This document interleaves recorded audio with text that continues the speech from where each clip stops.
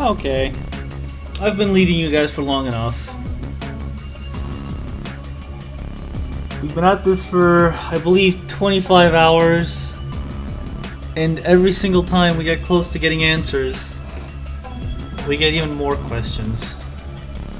Which is messed up, but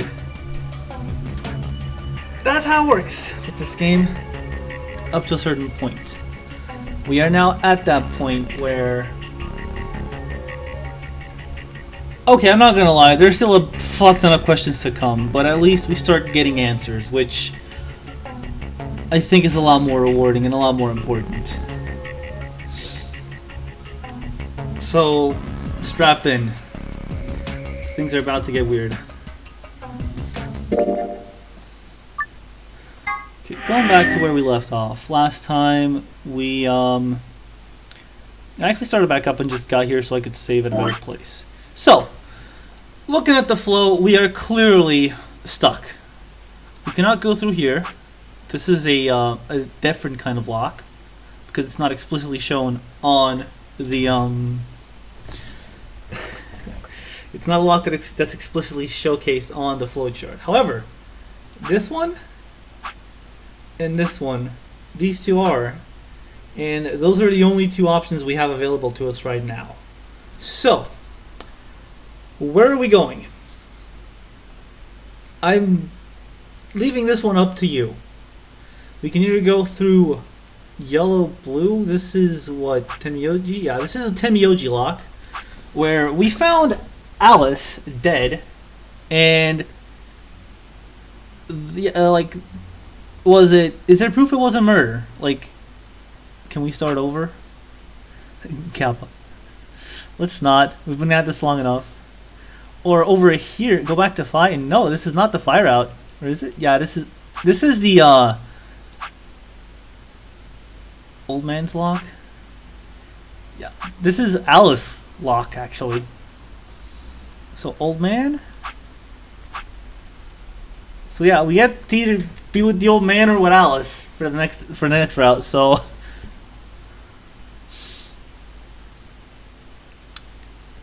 I'm seeing, okay. While I'm at it, let me check archives for myself. Locker 2, my bad. Oh man, it is. One-way plug. The injection gun.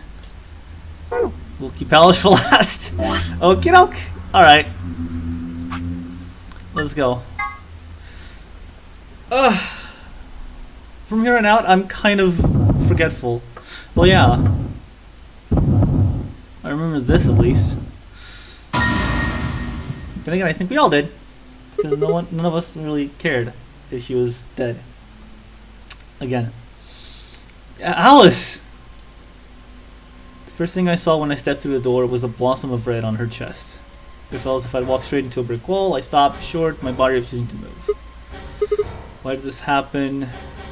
Walk slower towards her. Calm down. Looks bad. She might not be dead. Maybe it's not too late. And yes, she is.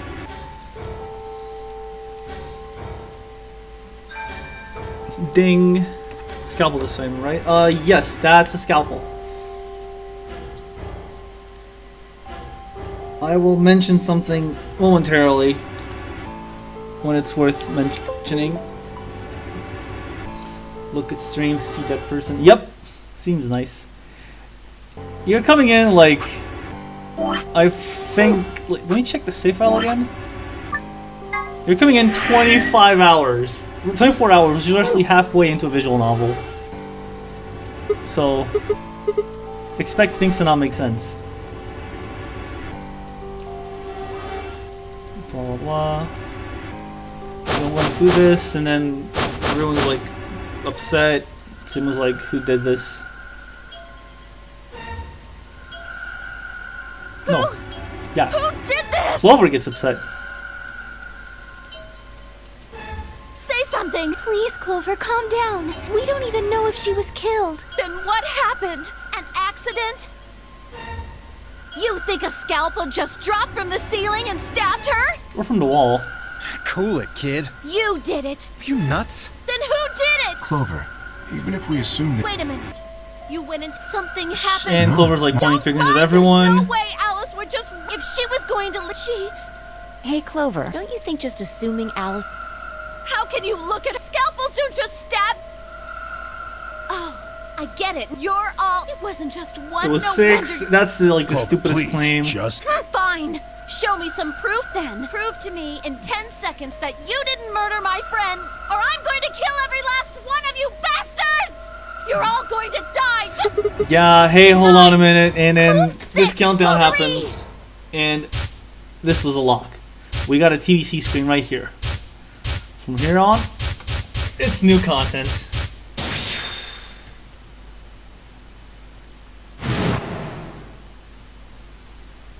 Excuse me while I do something real quick. Boom. Those infected by Radical 6 eventually develop a powerful urge to commit suicide. Suddenly, Clover moved. I leapt forward and clamped my hand around her wrist. What are you doing? Clover, listen to me. Alice wasn't killed. Nobody murdered her. She took her own life. What? No. There's no way she'd do that. It's true. She stabbed herself in the heart with a scalpel. All right. Where'd she get the scalpel then? Well, I did hear someone come into the infirmary right after the AB game ended. Was that before I showed up? Yes, I got up to see who it was, but they were already gone. It could have been Alice. so she could have taken the scalpel then. Yes, I think so. You're lying. This is all a lie. It has to be. It's not. It's the truth. Then why did she do it? Why would Alice kill herself? She probably didn't have a reason. What? She'd been infected with Radical 6. That's what killed her. But you just said she killed herself. Just tell me the truth. Then prove I am. it. Your 10 seconds ran out a long time ago. So if you don't have any proof... I do. I have proof. Proof. Whatever. Words. There was a journal in the lab, wasn't there, Kay? Show it to me. Journal? It would have been in the safe. Ah, well, Alice would have it then. Ooh. Fi, can you...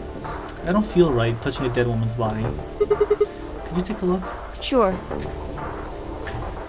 Where would she even keep a goddamn journal? Like, where can you hide a book? In, well, here. Not here for sure, but like, much less here. How? How? Her hands barely shook as she quickly searched through Alice's clothing. It was only seconds before she saw it. Slowly and carefully, she drew something out. There it was. The journal. Fi turned to hand it to me, but I shook my head. You read it. It's in Latin. I can't make heads or tails of it. She cocked an eyebrow at me and flipped the small book open. When she looked back up at me, it was with both suspicion and surprise.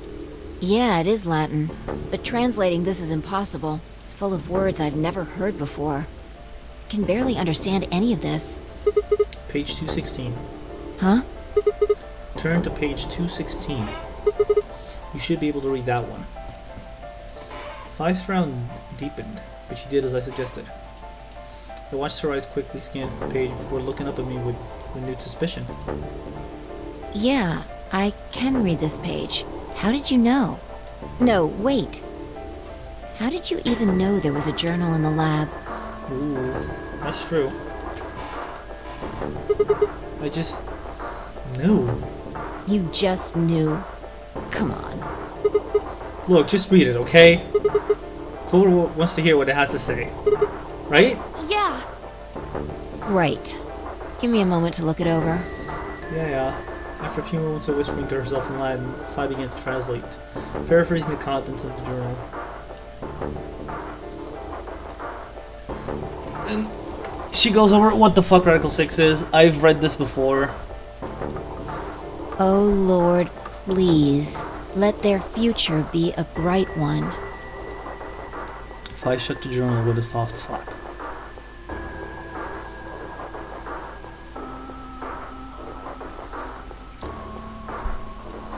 Sickly silence drifted through the room. The newspaper article, the reporting, the conversation with Tenmyouji, not his journal entry. There was no more hiding from the truth. The pandemic had already happened.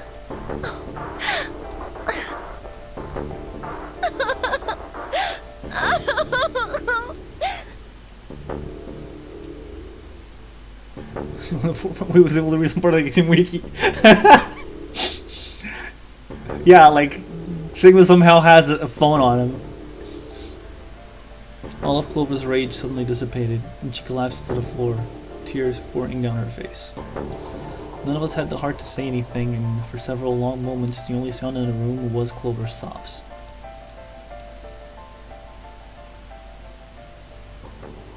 He has to keep Cliff's notes. We've got a problem. Yeah, you. It's almost time for the primary doors to open. Oh shit! Oh! Yeah! White doors, guys! Yay!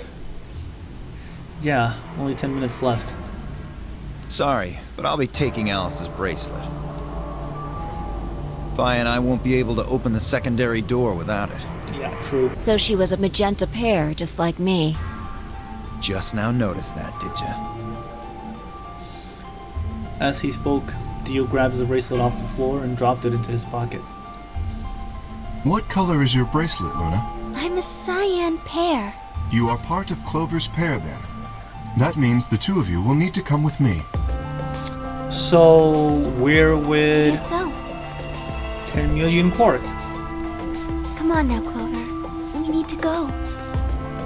Alice would want you to survive, wouldn't she? You'll never be able to figure out why all this happened if you stay here. Please. You're right. Alice, I promise I'll find out what happened. I'll figure out who Zero really is. I mean, if you'd never been locked up in here, you never would have... This never would have happened. Tenmyouji, Quark. And Siggy. So it's like Zero killed you.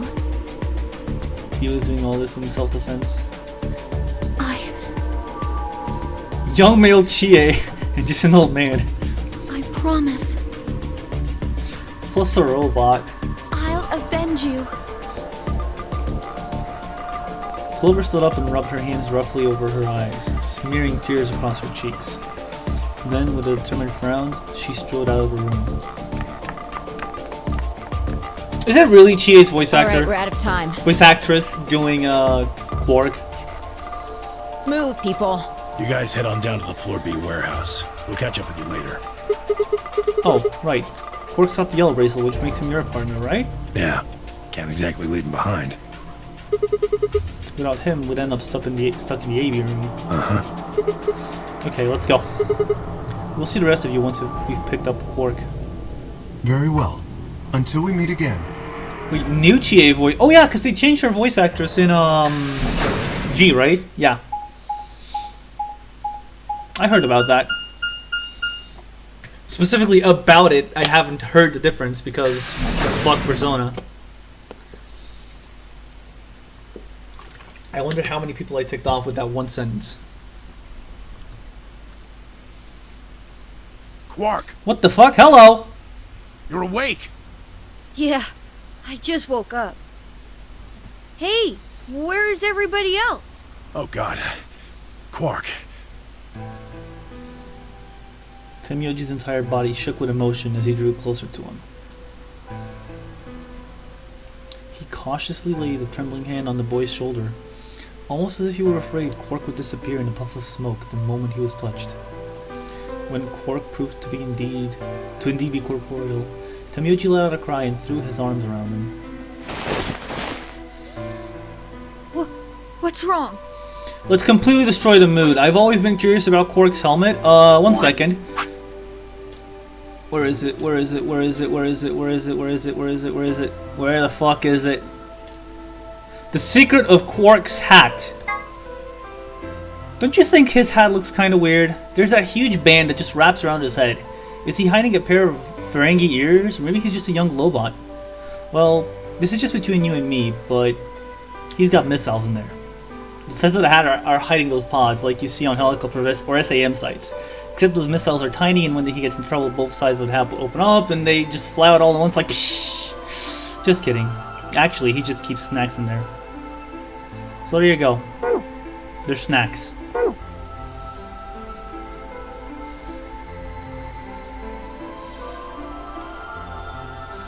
This one entry. Wait, how do you know about this?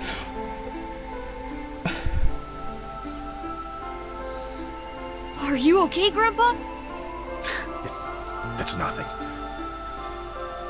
Is this the thing you were talking? Wait, what was he talking about in voice? Like, Jace, have you been watching ahead or something? Nothing's wrong. I pulled a total 5 minutes of VLR.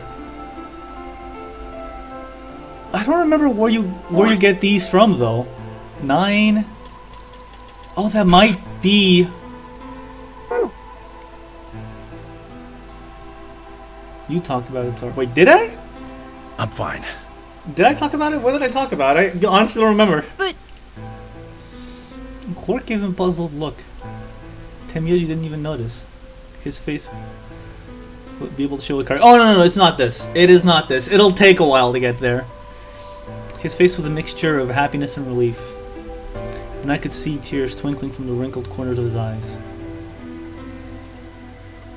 All traces of his usual gruff stoicism just had vanished. I didn't want to interrupt such a happy reunion, but we were running out of time. Still, Tenmyouji deserved a few minutes. I left him alone.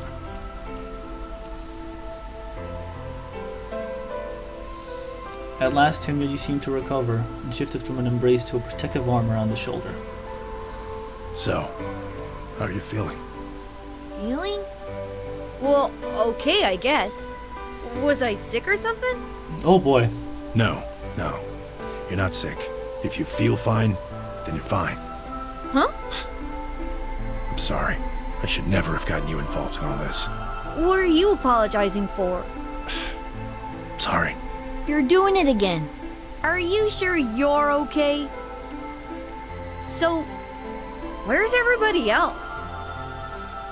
The real question. Mr. Sigma's here, but he's just been standing there looking kind of silly.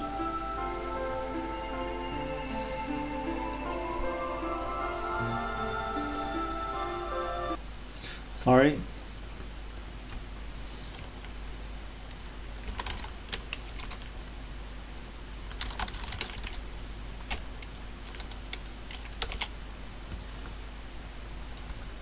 I will always stop streaming just to shitpost for like a second. I gave him a nervous smile and explained about the white doors. I got the feeling Tenmyouji didn't want Quark to know about Radical 6, so I avoided any mention of it. Alice's death was also something I left for later. Okay, that makes sense. That means I'm on a team with you guys, right? Right. So, these white doors, when are they gonna open?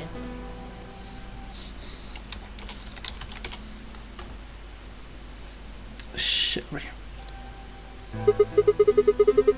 I want to tell you out stuff for that bad shit post.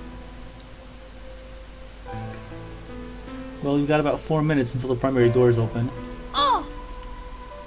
That's not good! We need to hurry, come on! How do we get to the Floor B warehouse? Okay, we're going. Follow me!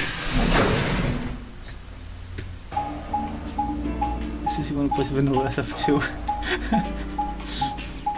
Yeah, because it makes the game not go at a snail's pace, right? Skip the elevator again. Skip the walking.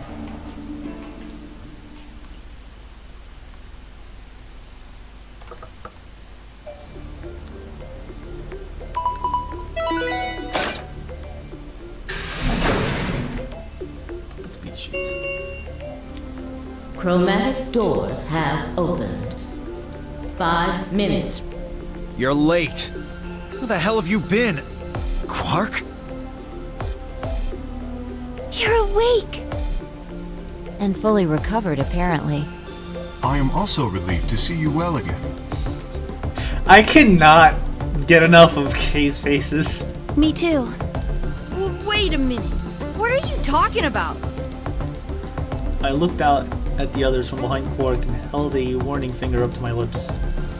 There were a few momentarily raised eyebrows and some nervous coughing as everyone suddenly fell silent. Huh? From Quark's perspective, it must have seemed especially odd. Anyway, there isn't any time left. We need to hurry. But there are 3 doors. Which team goes in which door? All of the doors are identical for this round. I believe it doesn't matter which team uses which door. Then we're taking the one in the middle. Why that one? You want a kill shot, you aim for the center. You're more likely to just miss the extremities. Okay then. That logic is flawed and more than slightly disturbing. Unfortunately, I don't really have a counter-argument, so center door it is.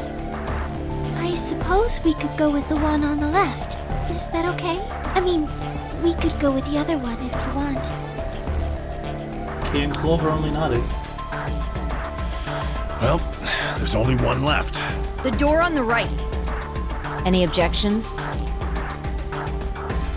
Alright, let's move. Do you enter the most in the other right? I think they entered the rightmost door. 30 seconds remain. Hurry it up, Phi. This thing's gonna close. I know! Oh my god, everyone's alive. I just It's noticed. time we were going as well. Right. Sure. Holy fuck, everyone's alive except for Alice. I just noticed that. Whoa. Come on, guys, there's no time to waste. Right behind you. Let's go! 2, 1. Everyone except Zero. Alice. Nobody cares about Alice. So yeah, everyone's alive.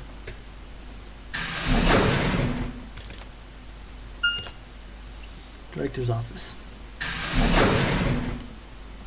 All ass. She's all tits, not all ass. In fact, she doesn't even really have much of a booty.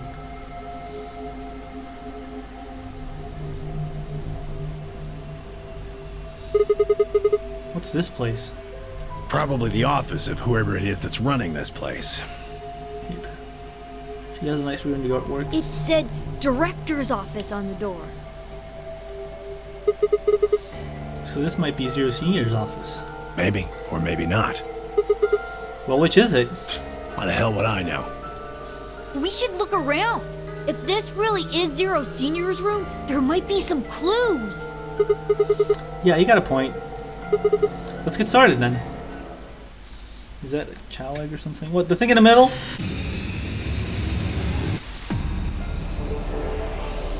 Like, this thing right here is a balloon. Do you want it, Quark? I don't need a balloon. I'm not a kid. Yes, you are. Really? No.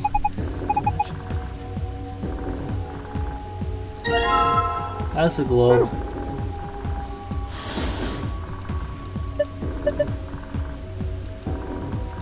Okay, so we need to put something in there. Gimme. Now this is Randy. I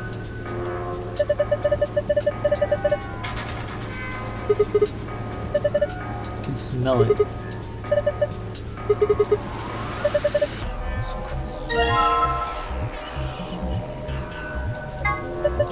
This is the good stuff.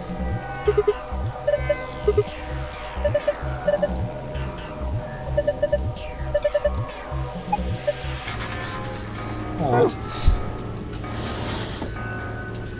Does this go here then?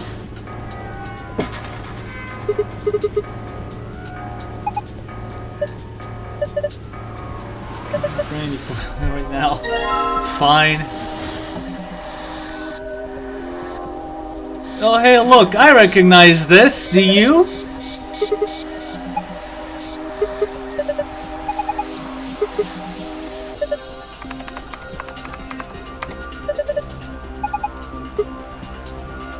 Keyboard's not even working. All right.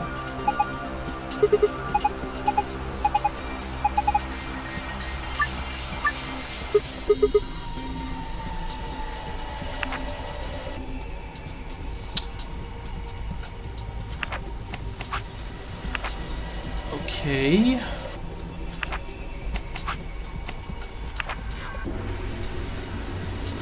Right. It's like that.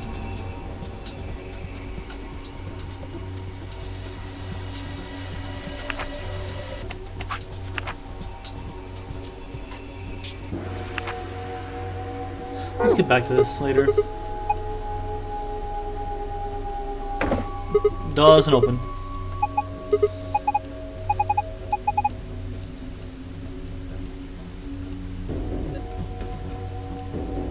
I'll look at that later. It's cheap brandy. You just really want the booze, Tenmyouji.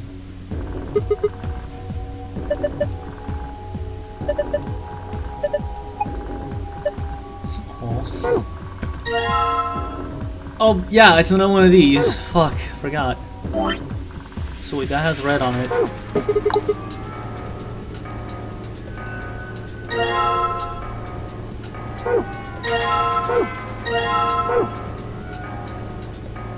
Well then, that was pointless. Suit of armor. Is this like the first time we participated in the escape segment? Yes, it is! Suit. I caught that! You fuck.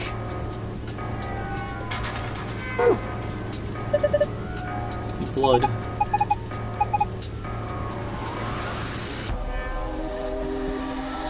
Something should go there. What is this? It's not even turned on.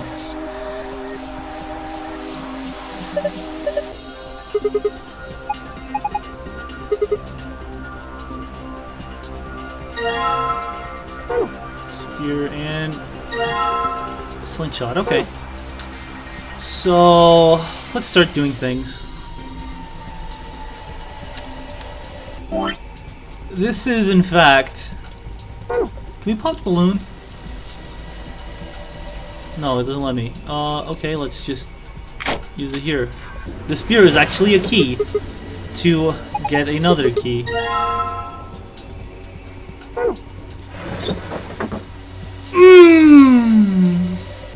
I love that.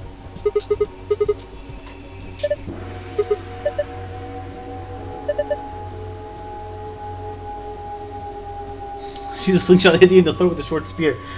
Yeah, would work, but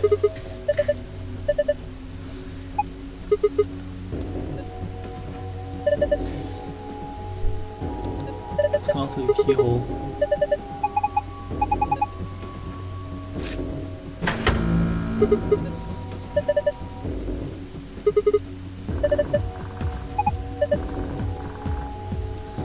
None of our faces work. Gender mismatch. Oh.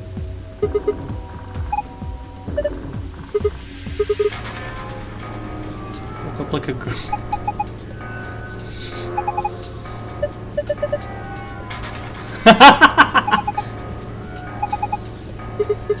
You totally wanted to. No, I don't.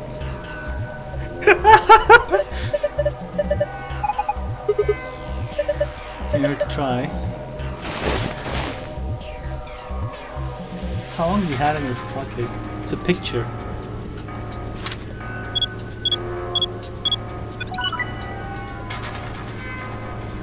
Okay then.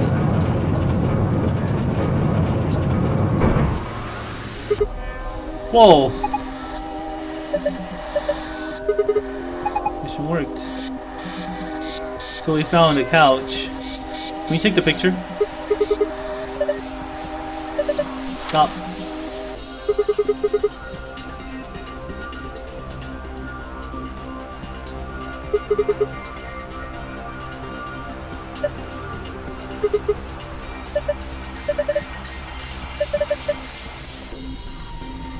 Yes, we know that. Okay, yes. Jesus first love.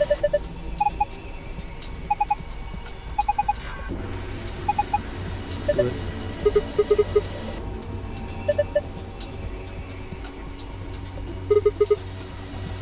Okay, you don't want to talk about it, I get it. So, is he like an uncle or how?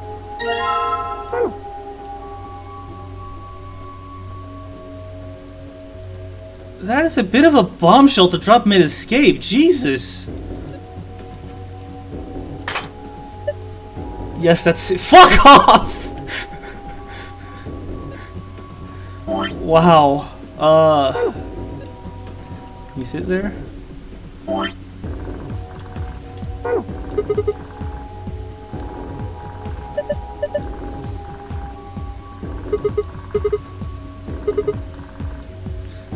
Oh. Why did we not see this?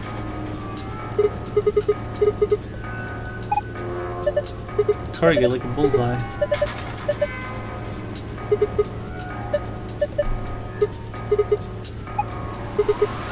Mine bullets.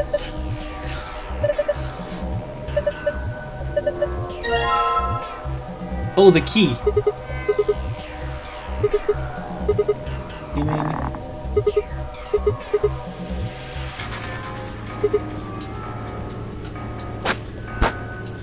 Pop.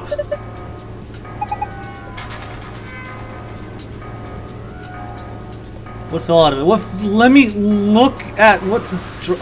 Fuck.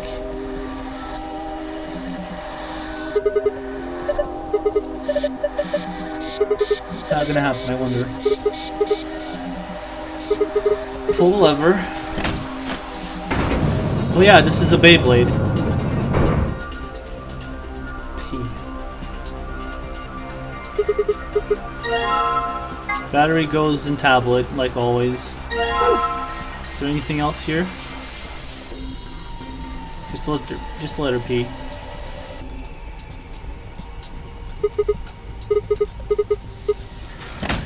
Let's go back to where we were.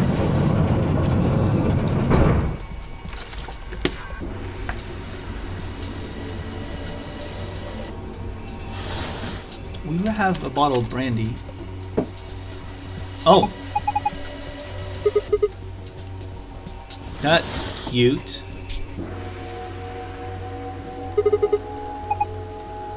Starting it, please wait. Okay, so I can't do anything to it just yet. Alright. There's like a door right here. Why can't I open it?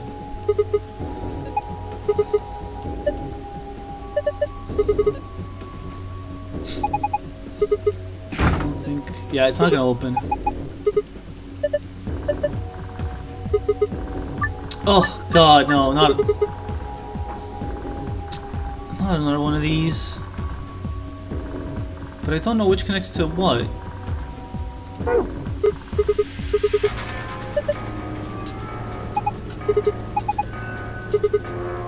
What about the globe?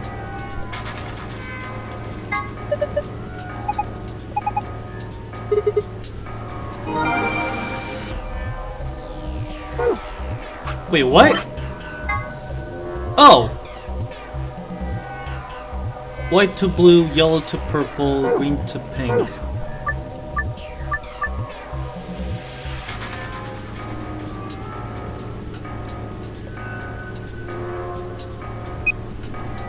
Green to purple, white to blue, yellow to pink.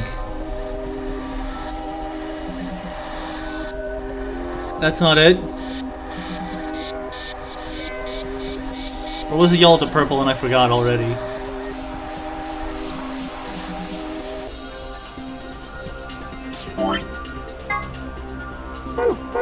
Green to pink.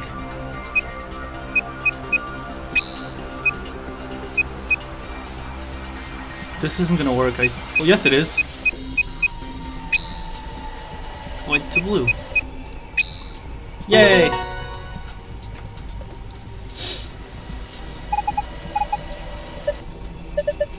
Very impressive.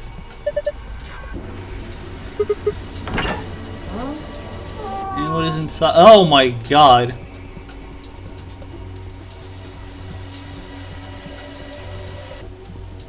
Yeah! I agree. It's a binder and a deer. Binder.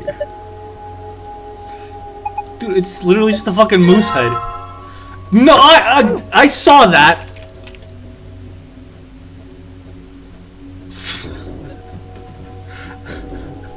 You're not hiding these Tenmyouji.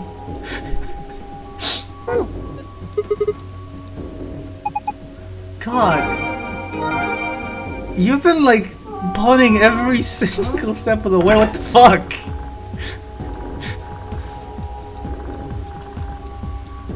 Oh my god. Okay, you go there.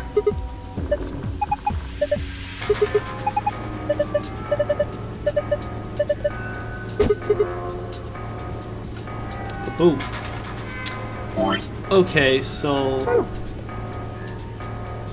let's actually bother with this because we got more files to look at now. Really good. Yeah, for sure. Bob, Chris, John, Tony, Ian, Michael. Bob, Chris, John, Tony, Ian, Michael. Don't want to requesting the following positions. We are doing this again because I can screen cap things, so I will. Just so I can look at them. Carol likes being on the left. Out of curiosity.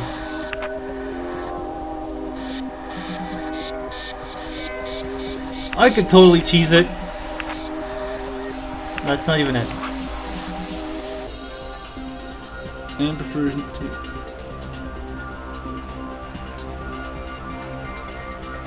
Ellen would like to be above and then needs to be.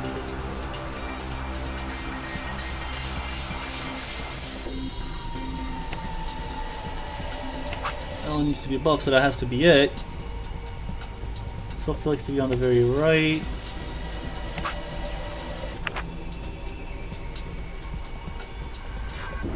So basically just swap these two? No.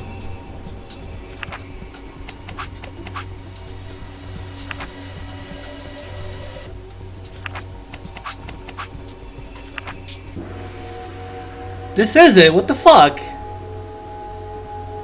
Right?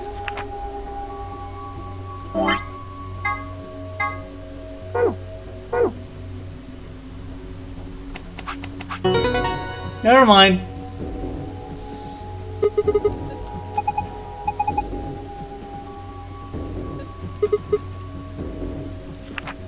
Books 334. It was literally the same. It just didn't have.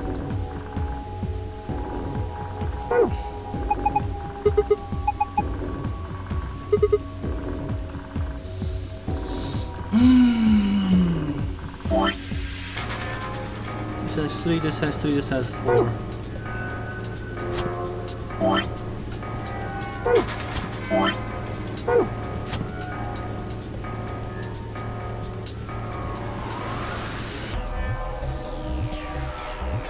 If we sit here,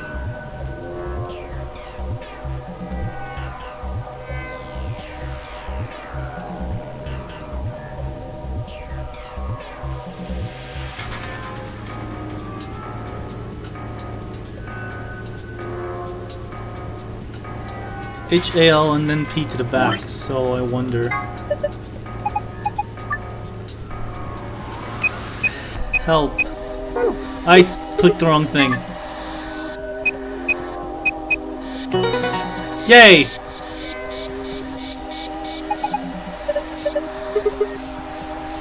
And this is indeed the Green's password. But we aren't done yet. There's one thing we have not interacted with yet, and it's right here. Now it's interactable. So, who likes shape puzzles?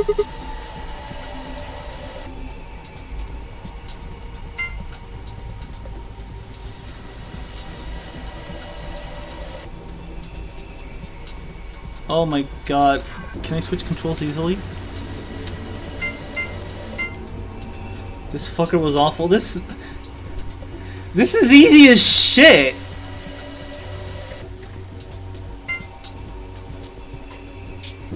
Right now I'm upset at the controls, but this is fucking easy, man.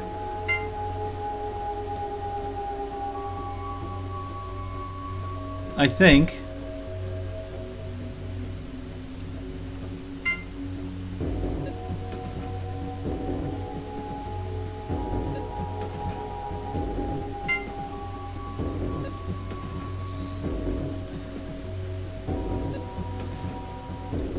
Without touch controls. Yeah, picture that on the fucking 3DS. It was even worse. Stop spinning. Okay. Making a rabbit. No, we're not.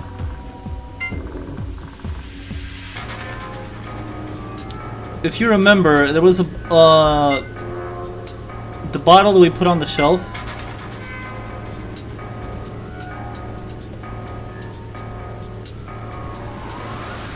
She had a stylus, true.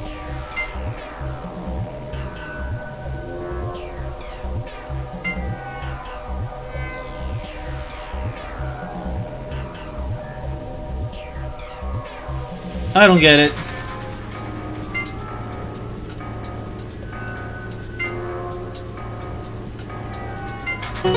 That's what you wanted. The controls were so booty. Ah yeah, who's the man? It was really hard. No, it wasn't. Tangrams are super basic. IILP.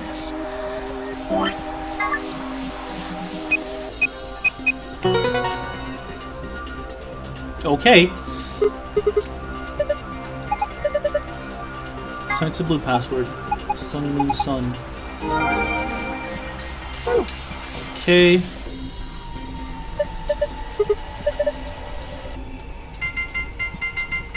Sun, moon, sun. Let's do this. Good job. And now we get to go back in. 2 eyes without the dashing move to make help. Please kill yourself. Star Moon. Where? What did I miss, by the way? Nothing! I started like half an hour ago. This is where we are. Oh my god!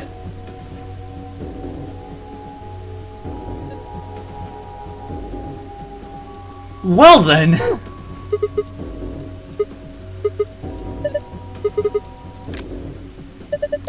Index room cards.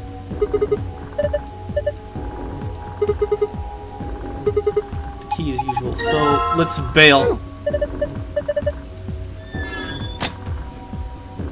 Other side, other side, other side. Let's get the fuck out. Also, because I kind of went over it very briefly, the tangram solution is right here.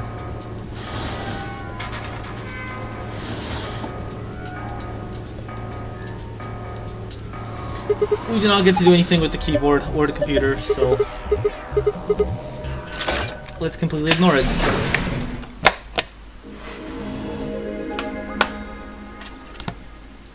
There's something else we didn't mess around with, but whatever. Okay. No! Damn it! What's wrong? I left something in the director's office. What was it? The picture. Ugh, how could I forget it? Oh yeah, you must have set it down after using the face recognition thing. Yeah, I'm going back. You two go on ahead to the warehouse. I want to come with you. Nah, me too. That's fine. Why don't you head back to the warehouse, Sigma? The others are probably already waiting. Alright, I'll see you later then. Right. Bye, Mr. Sigma. I watched them jog off toward the blue door. Well, he's dead. And then they were gone. I guess I should be getting back then.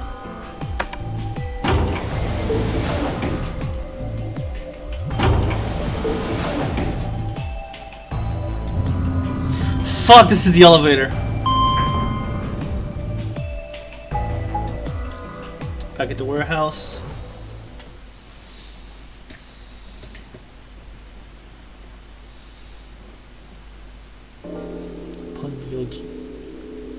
I stepped into the warehouse to find all the other teams already there.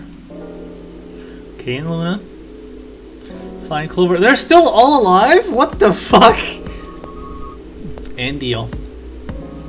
The moment Dio spotted me, he dashed over to the rightmost AP room and slid his card through the reader. Oh, well, they actually... You actually told them to stop? To wait? That's... Wow. An ambidex gate 45. As he turned to look at me, I swore I saw a flash of a smug grin. There. Happy? This time I waited for you to get back before I opened it. You see? I can be considerate. But Tenmyouji and Quark aren't here. You still fucked up! Yeah, where are they? I guess I forgot something back in the room we found. They ran back to grab it real quick. And they'll be here in a few minutes. No big deal.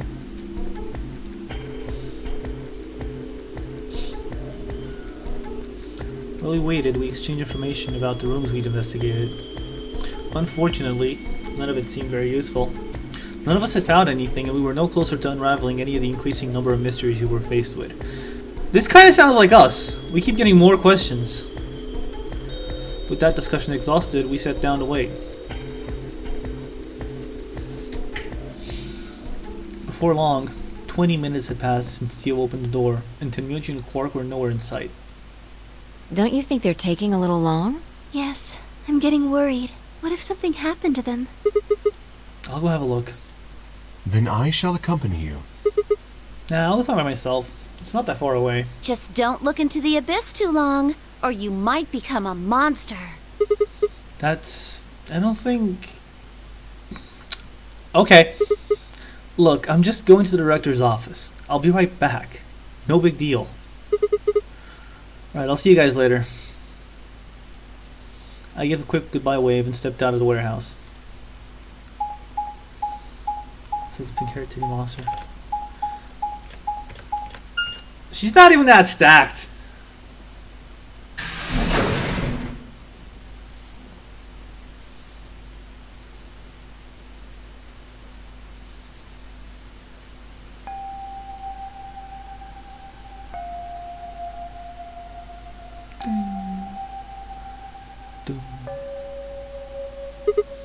Huh?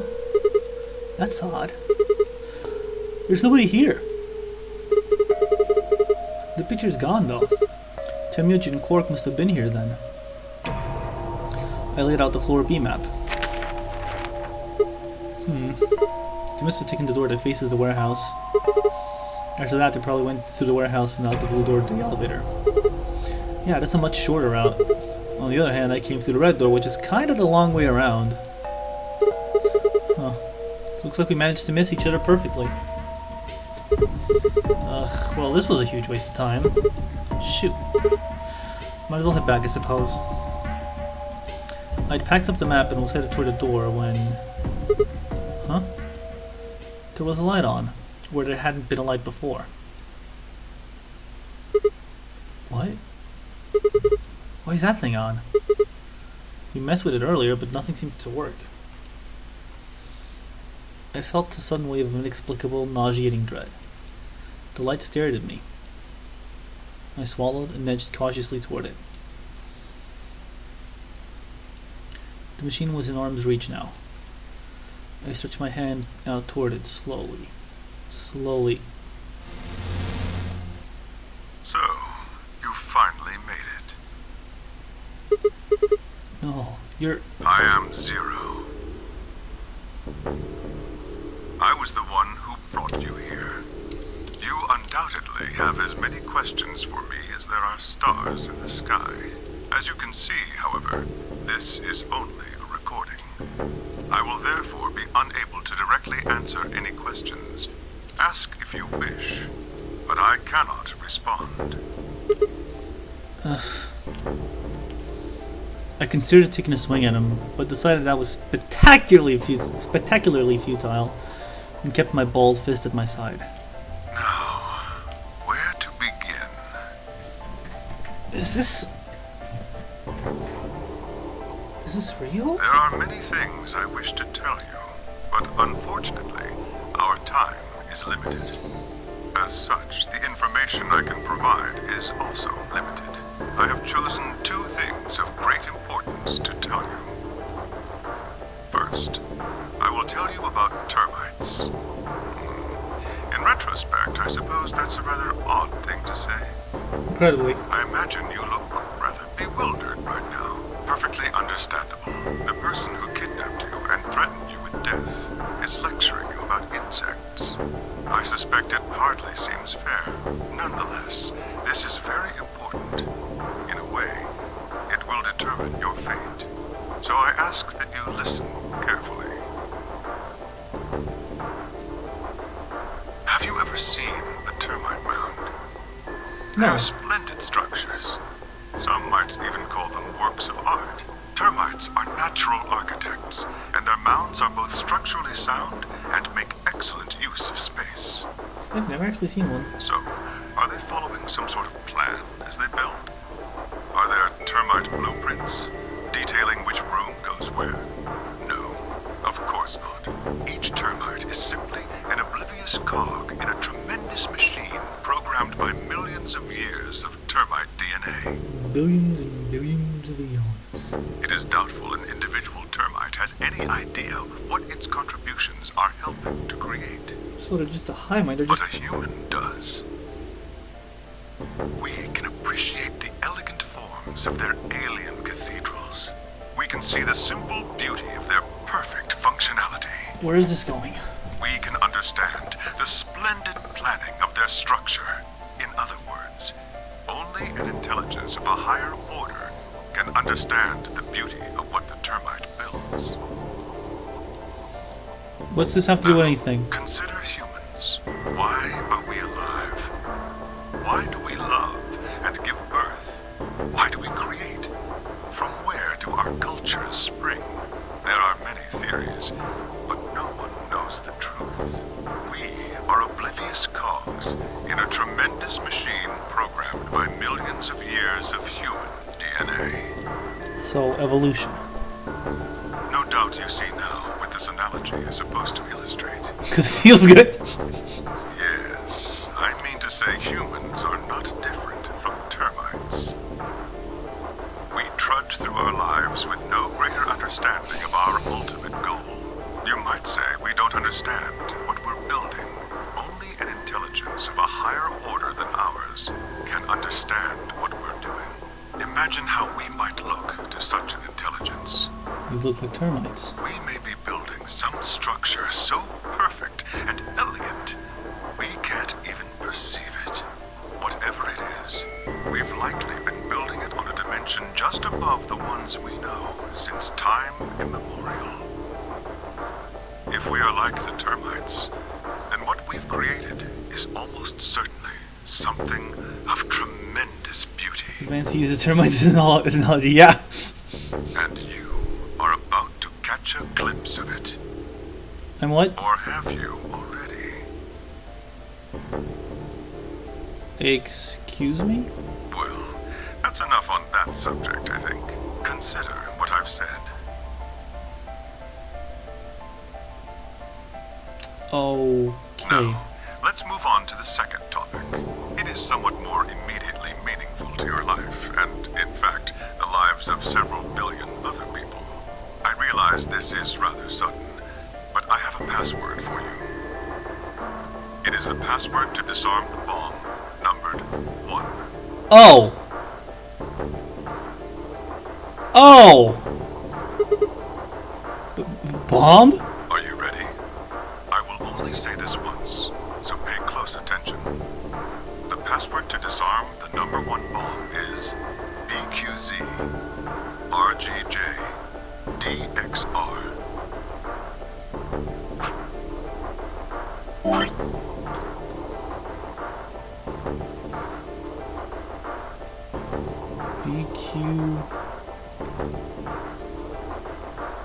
BQZ RGJ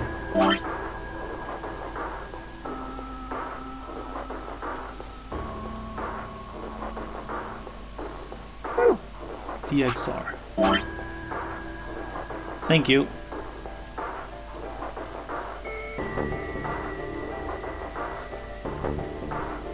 Yeah, that's perfectly legible. I had no idea what he was talking about. What bomb? Was he saying there were bombs too? If he'd guessed at my future confusion, he showed no sign of it. That is the last of the information this message was meant to convey. Before I go, however, I have a warning. You cannot tell any of your companions what you heard or saw here.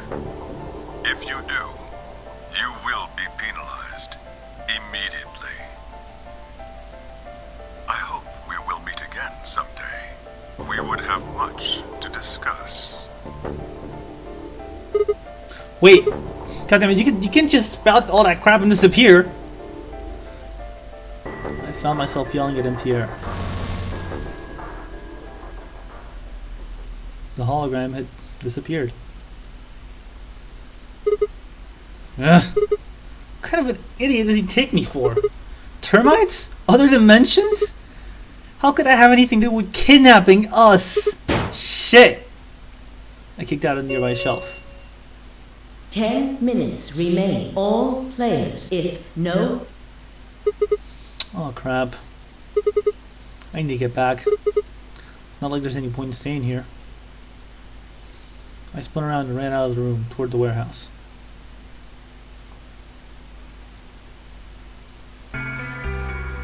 Grandpa! Look! Mr. Sigma's back! Speaking of them, Took you long enough.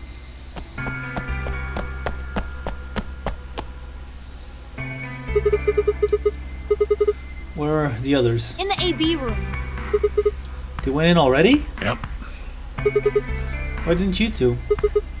You've been waiting for me? Yeah! Grandpa said there was something he had to tell you before we voted, no matter what. Nothing that significant. Just wanted to tell you we're going to choose ally this round. That's it. And you had to tell me no matter what? Seems kind of pointless. I mean, words are cheap. You can promise whatever you want. Isaac, this is Tenmyouji route. True, but we've got something to back it up. Just hear me out. Okay, go ahead. Quark and I both have 8 BP. We're already on the home stretch. So what do we need to get to the magic number? Well, we need you to choose ally. If you do that, it doesn't really matter to us what we pick. You get to 9 whether you got 2 or 3 points. Exactly. That being the case, we don't have any reason to betray you. But I do. I don't want you guys to leave without me. And if we both choose ally, we both gain points. True, but you must have considered that I'll choose betray. That would mean you choose betray to protect yourselves. But that's why we're telling you we won't choose betray. Mm-hmm. Can I trust you? Of course. Alright, tell me one thing. Let's say we do this in both ally. Everybody gets 2 points. That means you and Quark will have enough to leave, which is great for you! But I'll be stuck with a measly 5. How do I know you aren't gonna just open the number 9 door and leave us in the lurch? I can guarantee it. How? I can give you my word. I will not open the number 9 door, even if I have enough points to do so. I swear it. We aren't going to abandon everybody else just so we can escape. I swear too. I promise. Man. So all you got is a promise, huh? When I make a promise, I keep it. Trust me. Please! You've got to trust us! Alright, fine. I'll trust you. 2 minutes remain until...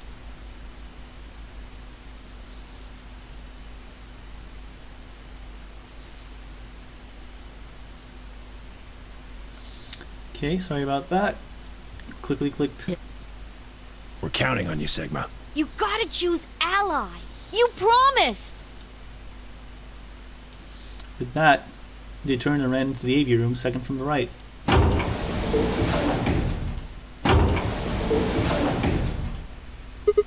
Well, guess I should get moving.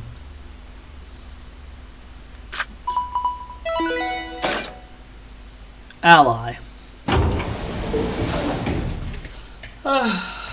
So yeah, guys. Ally or betray?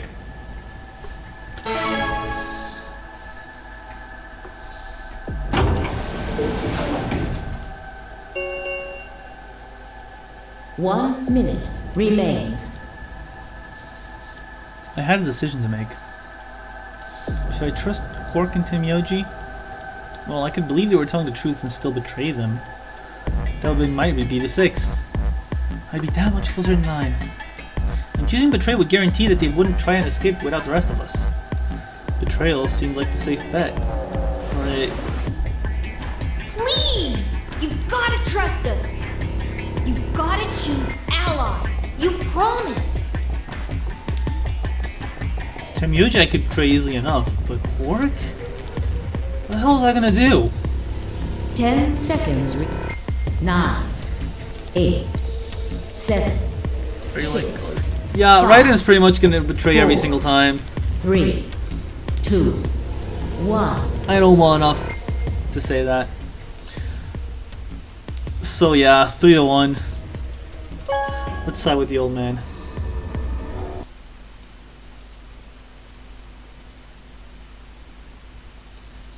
Let us side with the old man.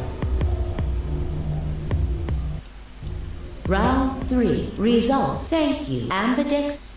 Thank you, Ambidex.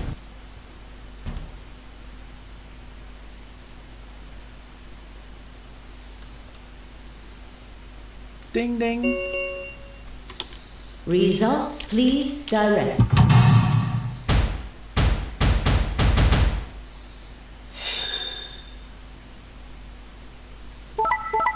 Holy.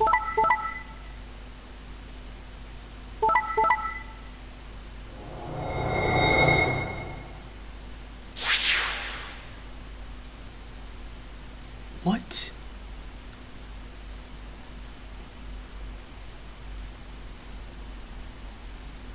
What?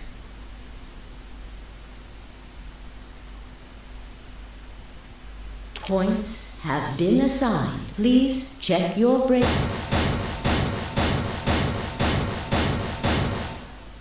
What the fuck? Hey, what the hell, guys? Why'd you betray me? Quark had nothing to do with this. I made the vote. Grandpa. Right, fine. Why'd you break your promise, Tenmyouji? I only promised you one thing. We wouldn't open the number 9 door, even if we got 9 points. What? So, you're not gonna leave? Not what I said. Of course we're going to leave. What? Look, see Clover over there? What? Don't tell me.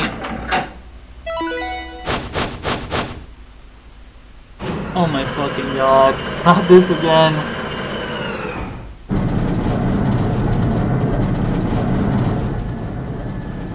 Oh no.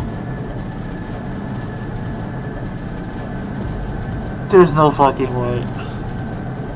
Jeez. That bitch! Yep. Wait. Quark and Tenmyouji have... The words were barely out of her mouth when Tenmyouji and Quark ran past. No! God damn it! Okay, use your old... Clover, are you really going to leave? Well, yeah. Duh. Why else would I open the door? But why? I'm going to go call the others, so we can capture Zero Senior. Tenmyouji, are you and Quark going too? Yeah. Sorry about that. Sorry, everybody. So Sigma, happy? Kept my promise. Clover opened the door, not me. Oh, and you're being snarky about it? Like hell I'm happy. That's some shady shit, Tenmyouji. If you say so. I have to get out of here, and that's that. He's gotta pay for what he's done. He? Zero. You mean you know who Zero Senior is? Yeah. No point keeping it a secret now, I suppose. I know exactly who Zero Senior is. Whoa, what? What?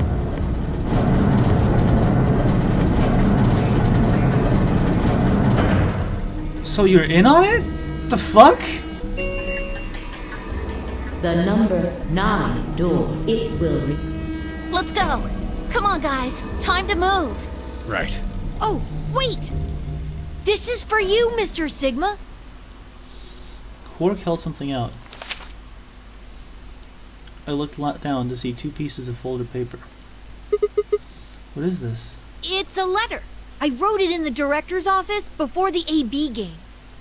I wanted to tell you what kind of guy Grandpa is. So, read it, okay? He pressed it into my hand. See you later, Mr. Sigma. Then he turned and ran toward the door, Tenmyouji and Clover following in his footsteps. I was so surprised by the letter that I didn't even try to stop them. Before I could think of anything to say, See you. Goodbye. Well, yeah, on 2 sheets of paper? That's some big handwriting, holy crap. Stay free!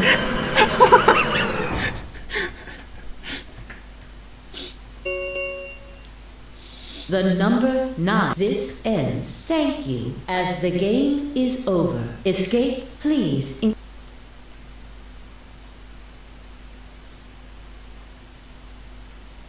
Shit! And the second one says Nori. Second paper explains. They're gone. She betrayed on your paper, bitch! All we can do now is hope they bring help back. Indeed. I agree. Yeah, I hope they do. I looked down at Quark's letter and slowly unfolded it.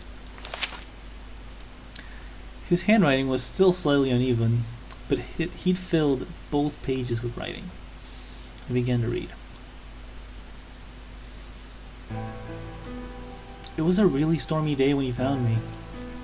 He said the rain was coming down so hard it almost hurt, but somehow he managed to hear a baby crying. I guess it must have been crying pretty loud. He took me home and did his best to raise me, but he'd never been married or had a kid before, so I think it was really hard for him.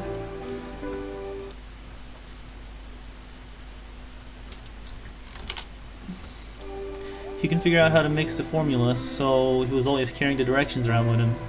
Also, I guess I was a pretty picky eater, so if he didn't get the water to formula ratio just right, I wouldn't eat it. I guess that was kind of a pain, huh? But he didn't give up, and now here I am. When he found me, I was really, really small, and he was worried that I might not make it. That's why he named me Quark. The Quark is a really, really small thing, and I was really, really small too. Grandpa didn't need to worry though, because it turned out that I was pretty tough. When I was 1, he forgot I was sleeping in the bed of his truck and drove off. I rolled out and went off the back, but I didn't even get scratched. I started walking when I was 2, and when he wasn't looking, I fell down the stairs. I didn't get hurt then either. When I was 3, I got really sick. I had a super high fever for a week, but eventually got better. I guess you could say I'm pretty lucky. Anyway, I didn't really have any more accidents after that, and I was a pretty healthy kid. By the time I was 6, I'd started helping Grandpa with his work. His job was to gather junk from abandoned buildings. Then he'd fix it up or pull out the useful parts and sell them. There were plenty of abandoned buildings, but finding good stuff in them was hard. You had to know which parts were useful, or you could end up wasting a bunch of time. Every time I'd find something, he'd explain to me what it was, how it was supposed to work, how to fix it, all sorts of things. Usually though, I just wanted to finish up work so I could go to the theater. The theater came to our town once a week in a wagon. They'd show old news or movies. I went every single week, but Grandpa only went once in a while, and he'd only go weeks where they showed movies. Well yeah, I didn't know that I'd been adopted until I was 7. One of the other kids on my block told me. I guess after Grandpa found me, he looked all over town to try and find someone who'd take me. The kid from my block actually had a mom, and he'd asked her if she would take me too. I gotta admit, I was pretty shocked when I heard that. There weren't a lot of kids with parents around, so hearing that someone lived with his actual mom was pretty impressive. I was also kind of surprised that Grandpa had tried to get someone else to take me. Did that mean he didn't want me? The kid who told me about Grandpa trying to get rid of me was a real jerk. He was totally spoiled, and he'd brag to everyone about how he had a mom.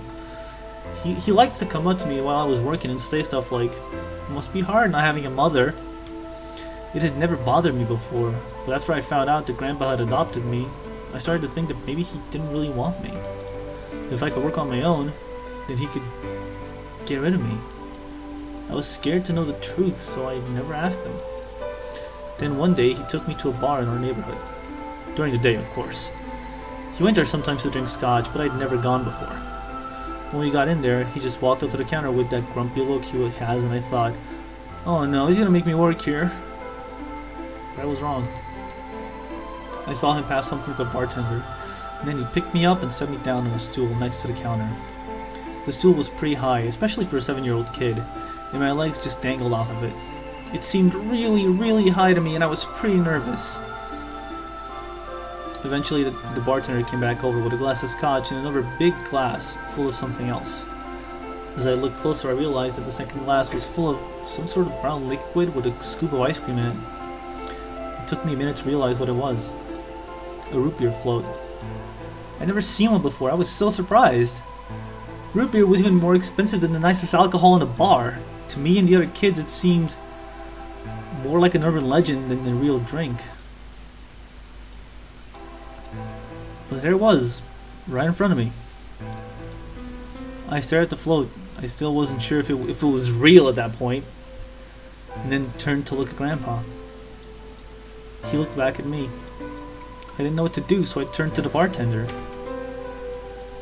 He'd already turned around and moved off, though, so I figured he must have put the glass down in front of me on purpose. It still didn't seem like it could be real, and I was just staring at it when Grandpa told me to hurry up and drink before the ice cream melted. His gruff voice sounded like an angel's. Is this really mine? He nodded. Words can't describe how awesome it was. I'd never tasted anything like root beer before. The creamy sweetness of the ice cream made my entire head feel light. I have never had root beer, let alone a root beer float. I felt like the luckiest boy in the whole world. That's not an exaggeration, I really thought that. The root beer float was delicious, but what made me even happier was Grandpa. When I looked over at him, he was smiling. I know it's gotta be hard for you to imagine, but he really was. Right then, I didn't care whether he just found me and adopted me or not. He bought me a root beer float. That made me way luckier than some kid who had a mother but had never tasted root beer. Of course, after we left the bar, he was the first kid I bragged to. So Grandpa and I were doing pretty good. Until the fight. I was in a super bad mood that day. I torn one of my shoes that morning and some old drunk guy had yelled at me. All the junk I found was totally useless. The day was almost over and I was fed up, so I just grabbed some random trash and took it back to the house. When I showed what I found to Grandpa, he frowned. He started going through each thing I brought back, explaining why they were all useless. I got really mad and just yelled, "I don't care!" Then he got mad and I couldn't take it anymore, so I ran away. I was pretty upset and I started thinking that maybe Grandpa had only adopted me so he could raise me to work and make money for him. After a while I went and hid in an abandoned building. By then I'd started to calm down and think that maybe I should go back and apologize. It started raining pretty hard though, so I decided I should wait for it to stop. That was just an excuse. The truth was that I was nervous. Part of me knew I'd done something wrong, but I didn't want to admit it. The rain didn't stop though, so I just sat there staring out at the gloomy gray sky. I imagined Grandpa coming to get me. It kept raining all night and he never showed up. I gave up waiting and decided it was time to go home. I was about halfway there when I heard somebody groaning. At first I thought I should just ignore it and not get involved, but I went over anyway and it was Grandpa. He was totally soaked and I could tell right away that he'd been there for a really long time. I yelled and he opened his eyes a little bit. He smiled weakly and said he was glad I was safe. He'd spent all night out in the rain looking for me. I felt awful. Grandpa had been out in the rain looking for me so long that he'd collapsed. That was horrible. He'd heard me crying in the rain, but I hadn't heard him. As I ran to get to the doctor, I promised whatever God might be listening that if they would only save Grandpa, I'd never ask for another root beer float ever again. He got a real bad fever and his temperature wouldn't go down for days. The doctor said if it kept up, he'd die. If he died, then I'd be all alone. There wouldn't be anybody left to care about me. The thought of that happening terrified me. Fortunately, I must have passed some of my luck on to Grandpa because a week later his fever finally broke. I was glad he wasn't going to die, but I was also a little scared. What if he had decided he didn't want a stupid kid like me around anymore? My plan was to apologize as soon as he woke up, but when the moment came, my brain just stopped. Grandpa started to talk, and it took me a minute to realize he was apologizing. I didn't know what to think. He explained that he was an old man, and that meant he was probably going to die sooner rather than later. He was strict with me because he wanted to make sure I'd be able to make it on my own after he was gone. Maybe he'd been a little too strict. All of the things I'd worried about had been stupid and selfish. Grandpa cared about me a whole lot. He'd been worried when I ran off, and he'd gone out into the rain to look for me. I tried to apologize, but when I opened my mouth, I just started crying. I don't think I've cried that much since I was a baby. But he just smiled and patted my head. I asked him if he'd ever regretted adopting me. His eyes got all wide and he said, "Of course not." He told me that he was looking for a really important lady, and because of that, he'd had to give up on pretty much everything else in his life. But when he took me in and started raising me, he felt like he'd gotten some of what he lost back. That was when I decided I'd stay with him forever, even if he said I couldn't.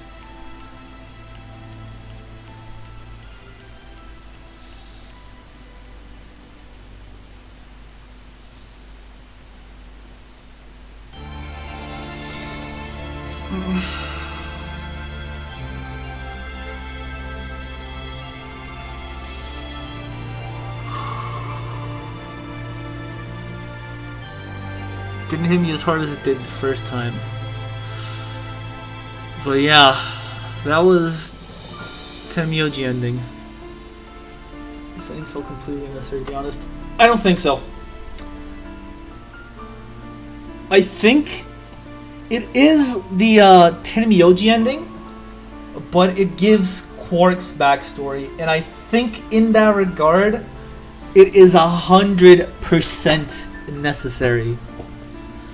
Like, up to this point, you don't know who the fuck Quark is or what he's doing. At least now we know some of it. And I think in that regard, it is a necessary ending.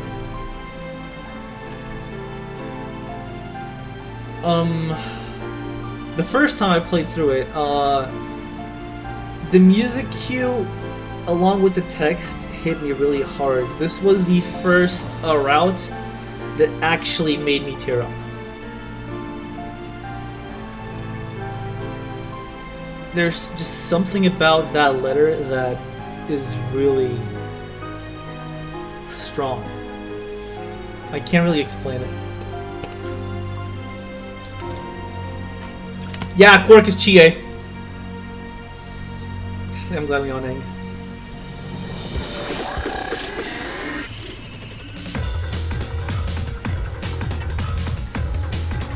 Oh boy.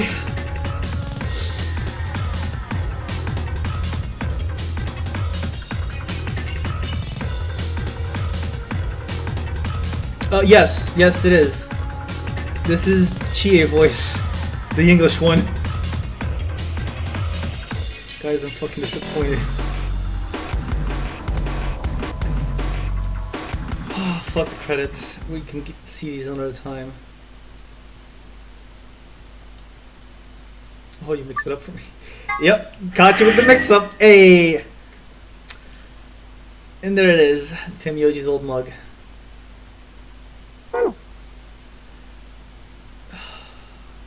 Yeah, this is a bad end. Let's just get it done and over with. Let's betray the old man. He deserves it. He betrayed us.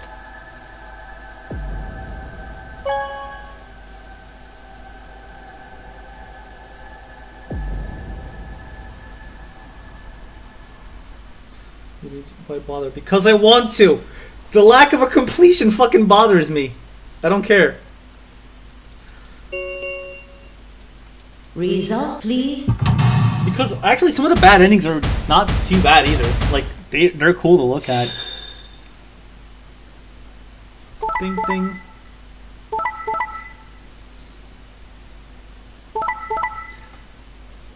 Whatever we do, just gets to it. Points, please. Nah. They would never. Hey, what's the deal? Quark had nothing to do with it. I entered the vote. So why'd you choose betray? Couldn't I ask you the same thing? I don't really think this is the time for a fight, though. Look, Clover's over by the door. What? Oh no. Yeah, the good thing about the bad endings when they're like really close to an ending behind a lock, they're quick. They don't take like 5 hours, they take like 2 minutes. The number 9 door. Fuck, she opened it. Ugh! Why? Clover, wait! No point, she's gone! Bitch! Clover, what the hell you think you're doing? I'm going to call the others. What? I'll get justice for Alice. Justice? Wait, you mean... Okay, so Alice is next. Is she? Is she next? The number 9 door. It will. Time for me to go. No! Please, Clover, wait! Like hell, I'm just gonna let you walk out of here. She totally is. Dio leapt to Clover, his fists raised. Clover easily avoided him and moved toward the door. Goodbye. I caught one last glimpse of her face as she slid through the door. It was a mask of ice. Based on the option left, said she would be able to chew. Yes! That was indeed our only option when I started the stream. I actually don't know if any other locks open. We'll see if it is our only option. The number 9 door has Wait. closed. Ha! I think I get it was okay. A mask of ice. Okay. This ends. Thank you. As the escape, please. If they'd said her face was all ice. In the furnace, bitch.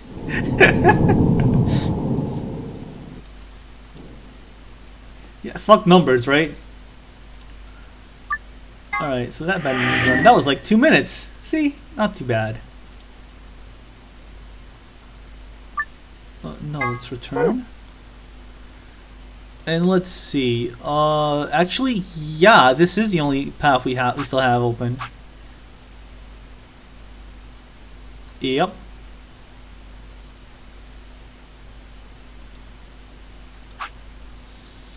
So there's not enough antiviral medication. This was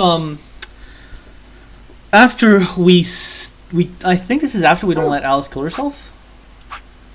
No, we find Alice. She has like the Rad 9 thing, Rad 6 going on as well.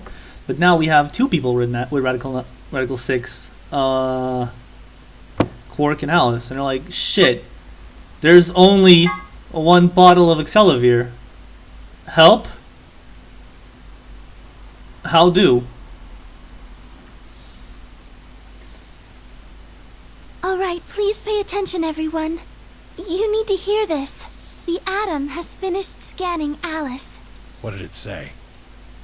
Her results are identical to Quark's. She has also been infected with Radical 6.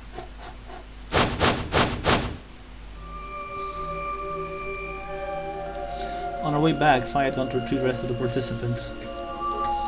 7 sets of eyes widened and Luna spoke. We did something about the murder? That was one we already cleared, which is, not here. This one. Is there proof it wasn't murder? We just got that done. Like, literally. Just now. Oh no. No! What's going to happen to her? Well, like I said before, there's a special Do you know what Immunogoblin? It's another name for antibodies. Not an officer. Some people have antibodies that can fight off Radical 6. Those antibodies are the basis for Excelivir. About this pause, could you just Right, I thought of that too. Unfortunately. We've seen this text. Correct. We can suppress this. The only way we can help him. But the pods will... Yes. Well, then what do we... One of you, grab Alice. We're going to the treatment center. He spoke to me and moved over to Quark and lifted his small unconscious body off the bed. Something fell out of his pocket. Oh yeah, because he had the Excelivir. What? Well, what is it? Excelivir! You found it, Sigma! That's the one thing that can cure Why did Quark have it? Perhaps he found it earlier. It was on the other side of the red I happened to... Fuck. In other words, there's only 1 bottle. Only 1 person can be saved. Dio drops the bomb that nobody wanted to hear. Who should we give it to? Alice or Quark? The hell is this? There's no way we're going to save one of them. What are we going to do? Do I have to spell it out? We're going to save them both. How? That's, I think there had to be some way to do it. Immunoglobulin. Do you know what immunoglobulin is? It's another name for antibodies. IG replicator? Replicator makes it sound like it makes copies of stuff. So it's like a copy machine. Oh! Yeah, probably copies IG, whatever that is. Who knows? Oh! Ice cream by the gallon? Holy fuck. That's it. I've got it. The IG replicator in the laboratory. It's a replication machine.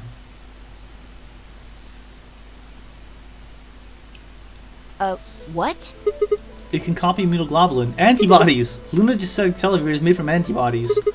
That means we can make more Excelivir. Hold on a moment. There is a strange device in the laboratory that says IG replicator on it.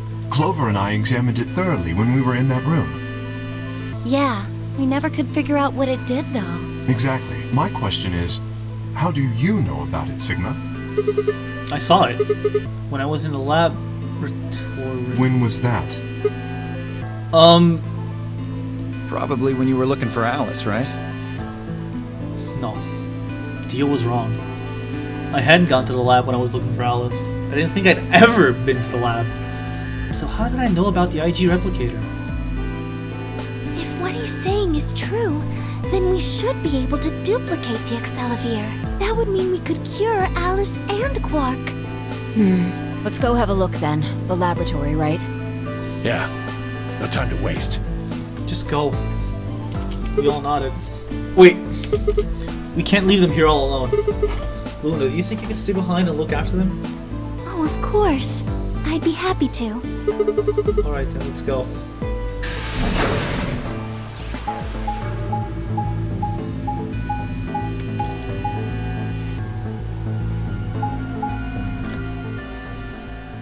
You know, a little peek at the wiki page.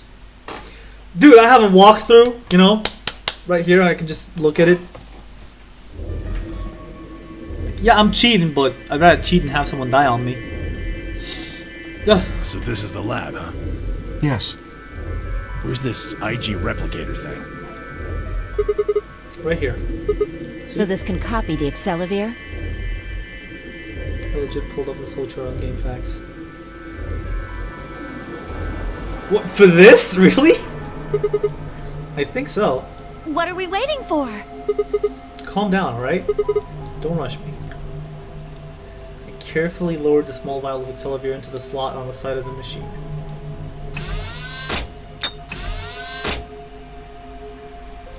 The empty vial already protruded from the other side. Presumably, that was where the duplicated Excelivir would go. Ready? When I push the button, it should... Skip it. Just press the damn thing. Right. And pressed.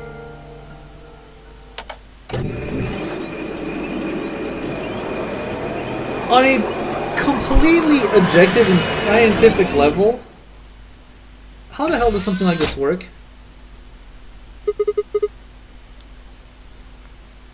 Like, seriously.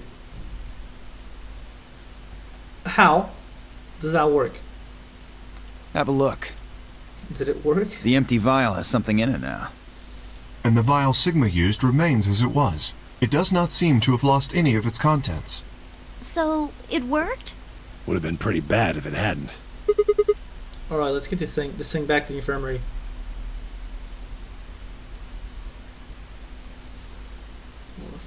Really? That's actually super interesting. Like, I didn't think you could do something like this. Reached down and pulled both vials from the machine, intending to slip them deftly into my pocket. Ah, shit. What happened? Sorry, my hand slipped.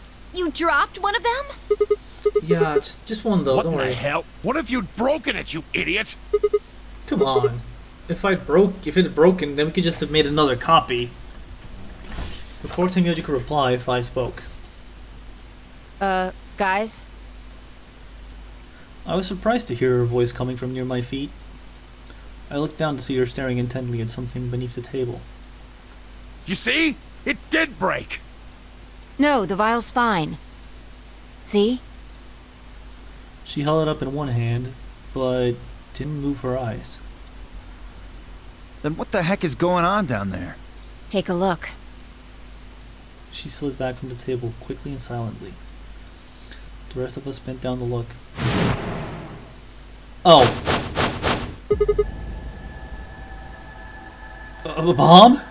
Whoa. Really? That makes two then. Guess Kay was right after all. So there were more bombs. So it would seem. Boomer. No, this is number 2. Was this here when you guys came through the first time? No, it was not. Yeah, I didn't see anything, and I looked real hard. Then somebody must have said it while we were looking for Alice. Who the hell would do that? We were all out looking for Alice. It could have been any one of us. No, not any of us. I was back in the infirmary. Quark was still out, so I was keeping an eye on him. So we shouldn't consider you a suspect. Is that right? Yeah. Quark's off the list, too. But Tenmyouji, you have no proof that you spent the entire time in the infirmary, do you?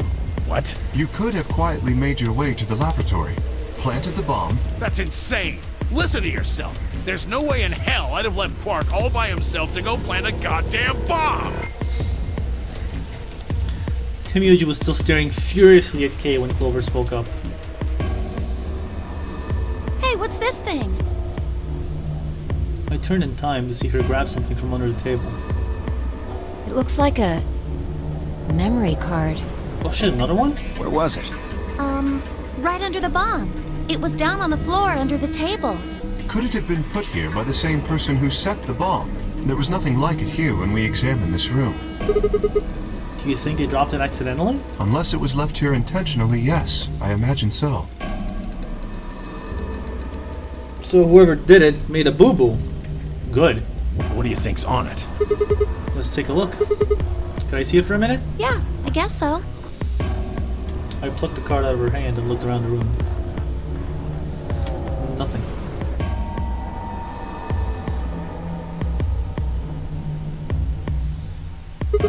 Shoot. Roll dice. We'll need to plug it into something that can read memory cards, but I don't see anything here. So what do we do? Come on, if I knew, I'd be doing it. 10 minutes. All if no.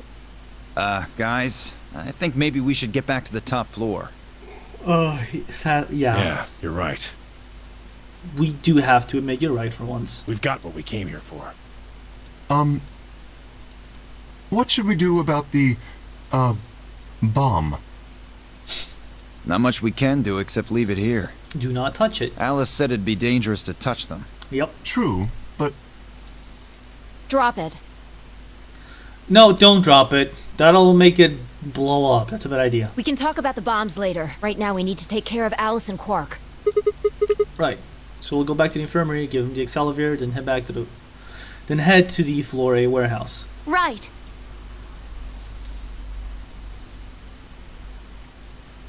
This ought to do it. It might take a little while, but they should recover. Her voice was quiet as she backed away from Alice and Quark. In her hand was the injection gun.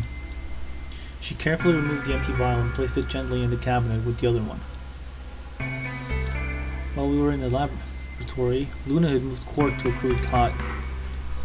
They both looked peaceful as they slept. The madness I'd seen on their faces before was completely gone. Are they really going to be all right? Yes. The analysis I did on the vials confirmed that the duplicate was real Excalibur. The original was genuine too. Now that they've been treated... it's only a matter of time before the virus is eliminated. That's good to hear. I believe so, yes. Oh man, what a relief. I don't think we've seen Clover smile in a very long time. And I think that was a good thing. Please stop smiling. I was really worried.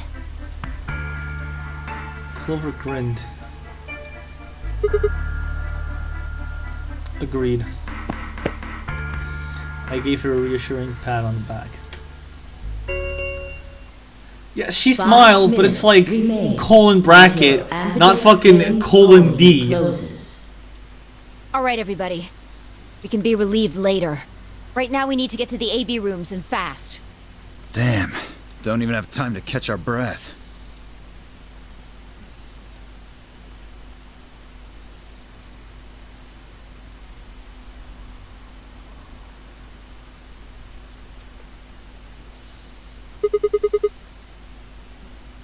Come on, let's go. The Floor A warehouse is waiting.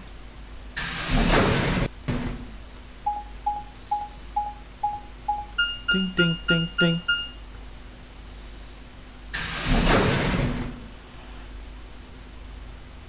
Whew.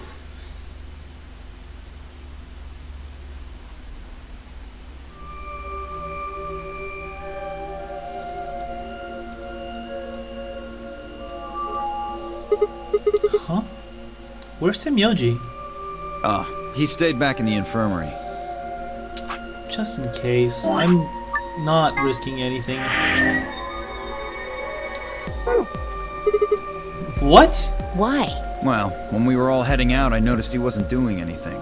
So I asked him if he was coming with us, and this is what I got. I'm still worried about Quark and Alice. I think I'll stick around and make sure they're okay. I see. That means that Phi's only opponent will be Dio. 1-on-1. Ugh. That's cool. Nothing to worry about. I plan to choose Ally. You know why? Because I've only got one BP. Exactly. If you chose Ally and I betrayed you, your BP would drop below 0 and... well, we know what happens then. You've done it before, you jackass. I want to win, but I'm not that desperate. Yes, you are. You see what I'm saying, right? Tenmyouji and Dio are a pair. Tenmyouji only had one BP left. Since Dio said he's going to pick Ally, Phi can't really pick anything else. If she does, Tenmyouji will... Yeah, that's pretty much it. Kay and I are gonna be going 1-on-1 too, right? Since Quark's still sleeping. That is correct. How many VP do you guys have? I've got 6. As do I. This will be a tough one then. If one of them can get the other to Ally, and then betray that person, the betrayer will have 9 points. Whoa. Look, Kay, I know you don't really have any reason to trust me, but... I know. You would like us both to vote Ally, yes? Yeah. I agree. If we were to both betray, then we would gain no points. We would lose nothing either, but that's hardly relevant. If both of us cooperate, then we will both gain 2 points, which is much more beneficial. Right. Okay, good. You're really gonna do it, right? Yes, Promise? promise.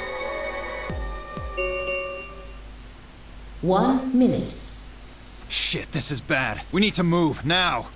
Indeed. Shall we? Dio, Kay, Phi, and Clover all took off immediately, heading into different AV rooms. Ha ha ha. Counting from the left, Dio went into room 3, Kay into room 4, and Phi and Clover went into rooms 5 and 6 respectively. That left Luna and myself. What do you think about taking the one on the far left? Sounds good. With that settled, we head into AB room number 1.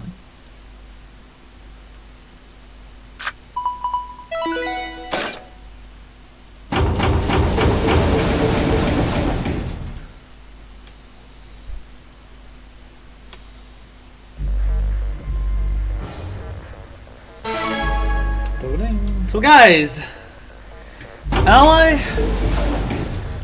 or 30 betray? seconds remain until Ambidex game polling closes.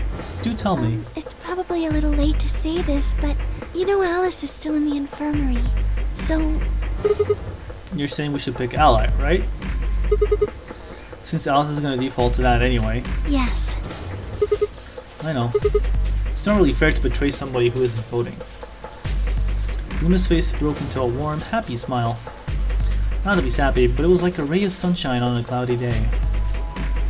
I grinned back at her before I knew what I was doing. For a minute, the Nori game didn't seem so scary. 10 seconds remain until Ambidex game polling closes. 9, 8, 7, 6, 5, 4, 3, Ally, betray ally. 1. Yo, we're fucking 2-2. Come on, guys. Ally or betray?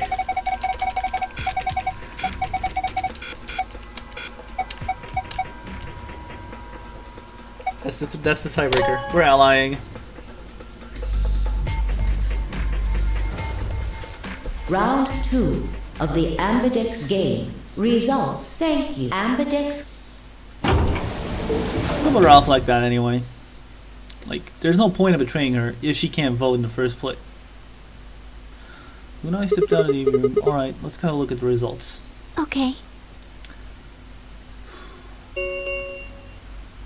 Results from round 2 of the Ambidex game will now be displayed.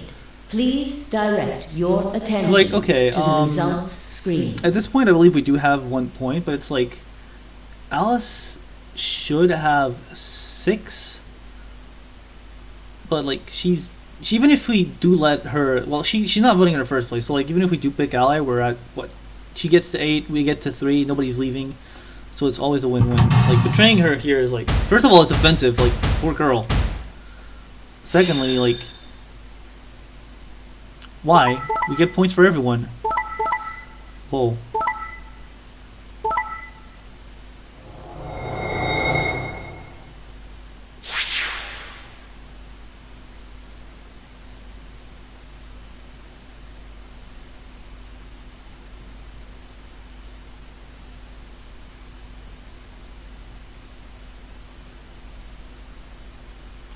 Points have been assigned or subtracted accordingly.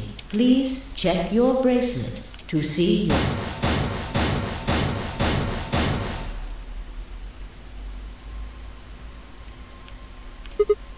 What? It was impossible. I blinked, rubbed my eyes, and looked again. No. That's not possible. How can Alice's vote be betray? It was a question I would never know the answer to. There was a sharp, quick pain in my wrist, barely even noticeable. I couldn't feel anything flowing into my veins, but I knew it was there. First would be anesthetic Soporil. I blinked and my vision started to blur. When I tried to think, it felt like my mind had been stuffed with cotton. My legs began to wobble. They then gave out entirely as I crumpled to the floor. Sigma! Sigma! Hang on! Oh no! Sigma! Get up! Sigma! Sigma! No, why? My eyelids felt like they were made of lead, but I forced them open. Everything was growing blurry, but I noticed that the door of the second AB room was open. No one had got into that room. I'd watched them all. And yet, there she stood. An apparition that couldn't possibly be real.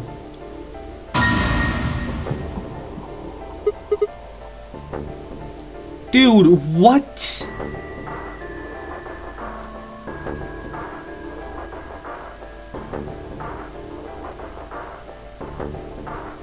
How? Why? What was she doing there? Had she run in at the last moment after Luna and I entered our room? But even if she had, why choose betray? Then the darkness closed over my mind as well, and my questions were gone forever. What the fuck?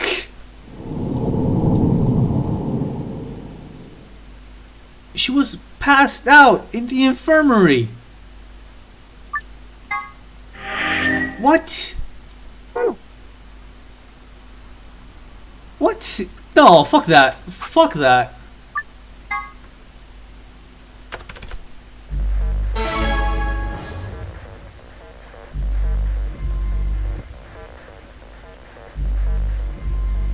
Fuck that, we're betraying.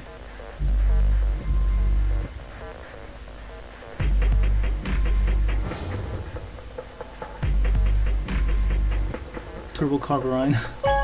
Just saw that. Fuck. The freezing point of Radical 6. Not how it works. Isaac, the fuck, man. Luna and I stepped out of the AB room again, and yes, in fact, the door was open. What happened to... It's not fair to betray someone who isn't voting. I thought... Yeah, as you can see, like, fucking...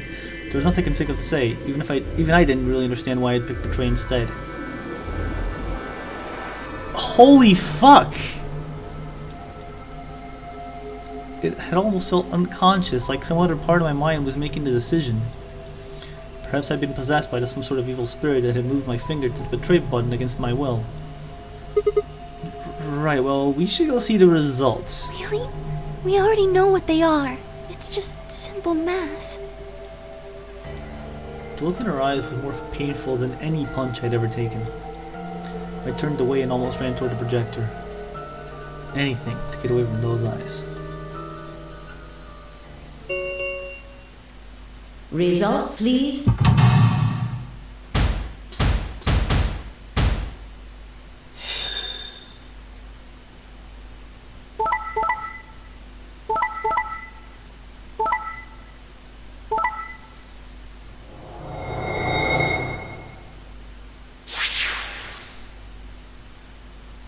Even knowing this was gonna happen, this is morbid. This is sad. Like, really sad. Points have been assigned. Please check.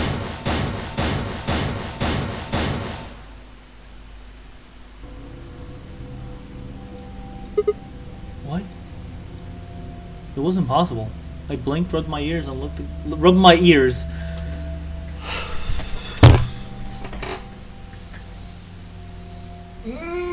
Zara, what the fuck is wrong with you today?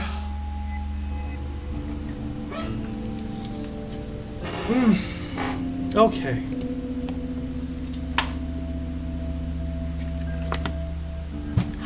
Okay. Rubbed my eyes and looked again. No. How can Alice still be betrayed? That's not possible! Alice! She was standing inside the second room from the left. The room that should have been empty. Why?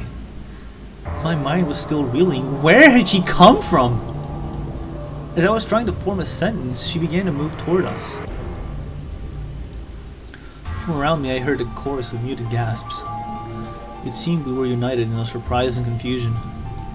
Alice drew to a stop in front of me and glanced up at the display. Thought you'd get an easy couple points, huh? Not so easy when you have to look your victim in the eye, is it, coward?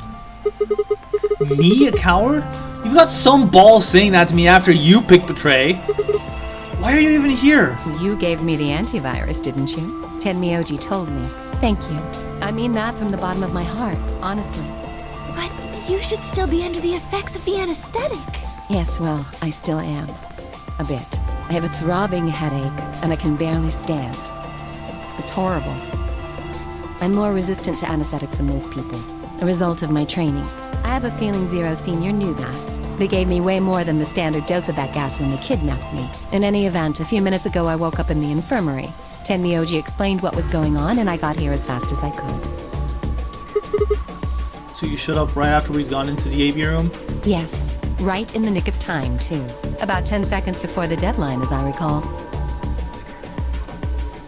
You did that just so you could betray us? Right. What? Don't I get to do that? I mean, it turned out to be the right thing to do, didn't it? You two chose betray. If I'd stayed back there, I'd have lost 2 points. So you're saying it was self-defense? Yes. You're full of shit. Self-defense my ass. You chose betray because you wanted out. You had 6 BP. If I'd picked ally, you would have had 9. That's what we were trying to do, right? So what if I was? Are you serious? You would have killed me! Look! I only have 1 BP! You were this close to murdering me! Just admit it. You were planning to kill me so you could escape.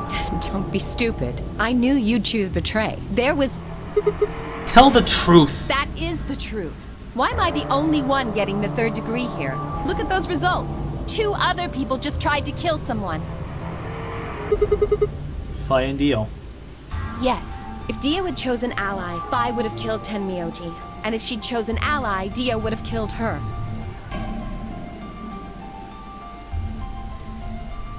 I don't want to be rude, but it looks like Clover and Kay tried to trick one another. Not that it seems to have worked. If either one had chosen ally, the other one would have 9 BP right now.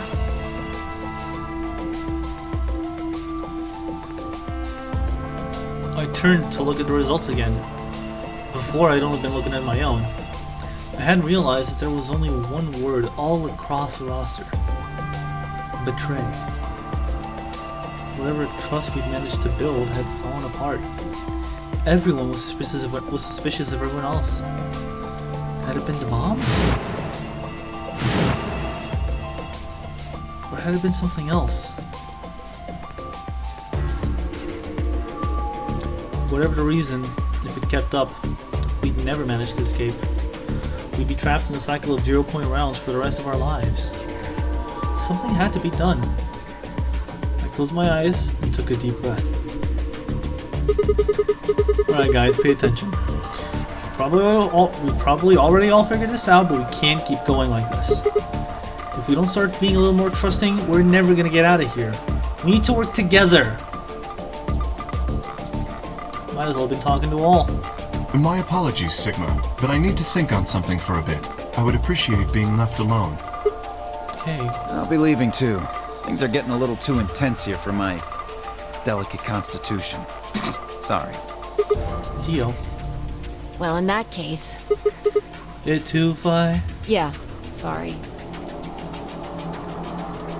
Without another word, she turned and left the warehouse.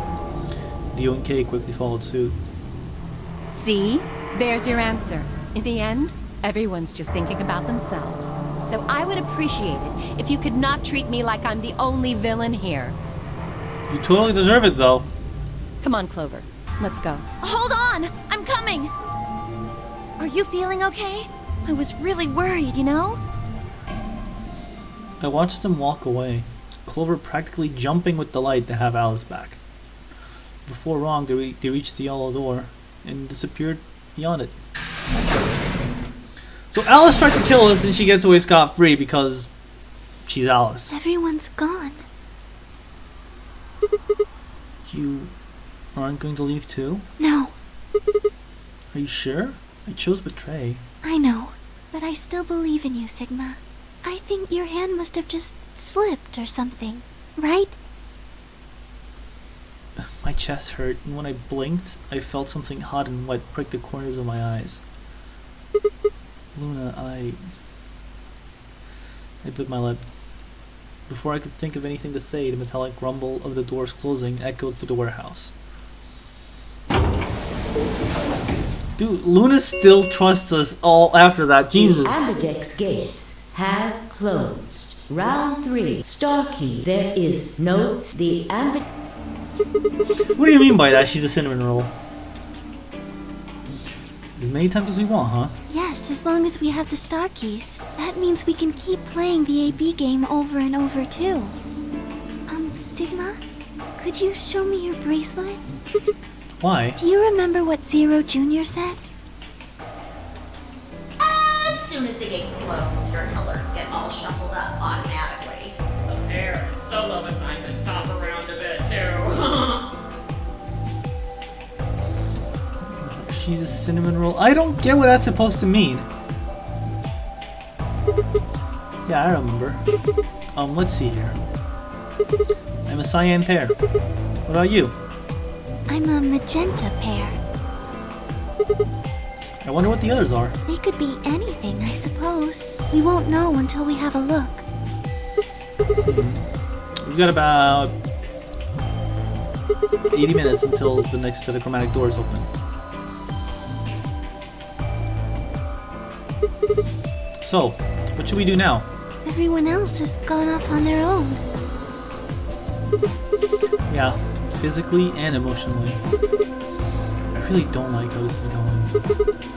It won't matter how many times we repeat the AB game if nobody trusts anybody else. We'll never be able to get out of here. Maybe it would help if we all had a common goal. Something to unite our hearts and minds. Yeah, we've already got something like that. We all want to get out of here. That seems like a pretty clear goal to me, but everyone chose betray. Including me. Well, what if we have an enemy? An enemy? Yes, a common foe. Like the person who set the bombs, for instance. After coming back from the lab, I told her about the bomb while she gave Alex and Quark the Accelerator. Yeah, that might work. If we can figure out which one of us planted those bombs, then everyone else will work together against them. Right. But how do we figure out who it is? Well, do you have any clues? Clues, huh? That's right! The memory card!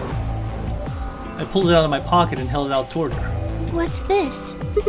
I told you, a memory card. It was under the bomb we found in the lab. I think whoever set the bomb dropped it. Really? Yeah. I don't know what's on it though. We couldn't find any kind of memory card reader. Oh, I guess we can't really use it then. Oh, wait a second. You know what? I think I might have seen something. Huh? Yes, I remember. The infirmary. I saw it when I was searching the infirmary with Theo and Quark. There was a memory card just like that one. Then Yes! I think we can see what's on it. The computer there should be able to read it.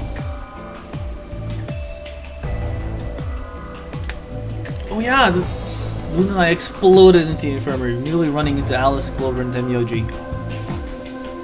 Quark was there as well, of course, but he was just as we left him, asleep on the bed. What are you doing here? I opened my mouth to retort and thought better of it. At this point, I picture Sigma going like, he's like stopping before he really regrets it. If I really wanted people to start trusting each other, well, real change starts at home. As quickly as I could, I explained the second bomb and the memory card, and how we'd come to the infirmary in hopes that we could discover the contents of the ladder. Okay. Then stick it in already!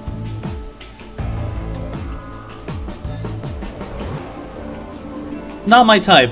Go ahead. Right. Just as Luna had said, there was a small slot under the screen, exactly the right size to fit a memory card. Within moments, the screen was filled with what appeared to be random letters.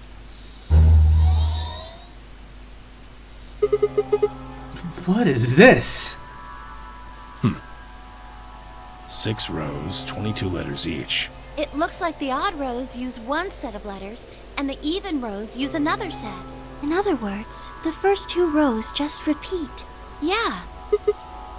Is this some kind of code or something? It doesn't look random to me. I think there might be a pattern. I just don't know what it is. Was there anything else on there? No, it doesn't look like it.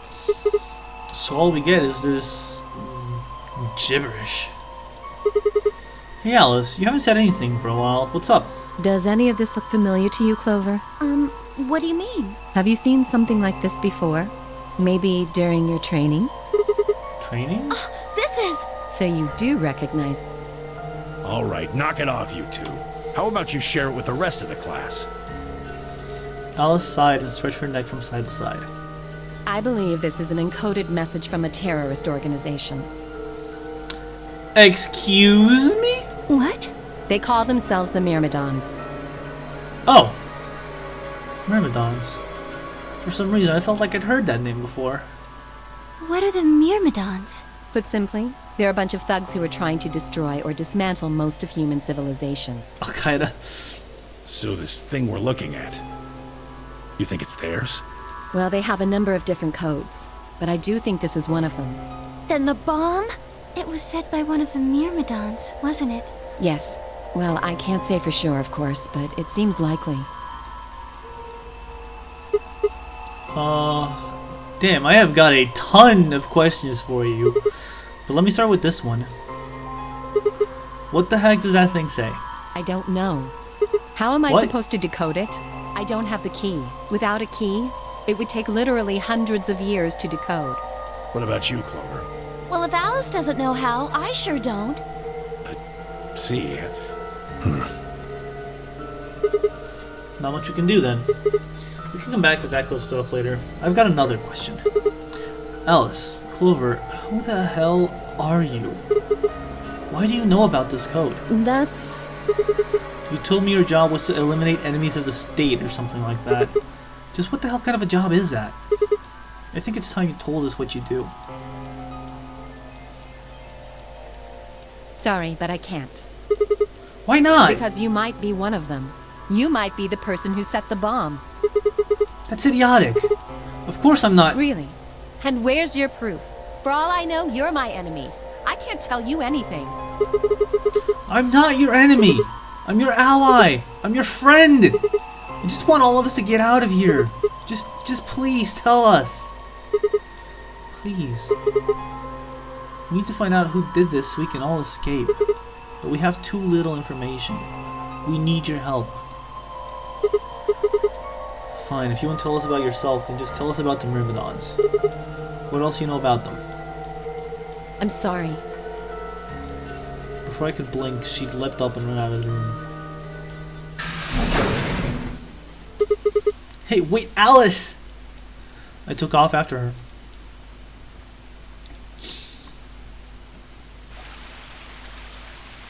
How long are you going to keep following me? Until you tell me what you know. Then why don't you just ask Clover? Clover? You already know she works with me. Well, yeah. Then why don't you...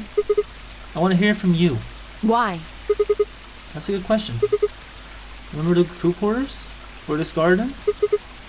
We got paired up for 2 separate rounds. That means I spent more time with you than anybody else here. Maybe that's it. I guess I'm just curious about you. What are you talking about? She spun around to hide it, but I caught a blush of red on her cheeks. We walked down the path to where it ended next to the pond.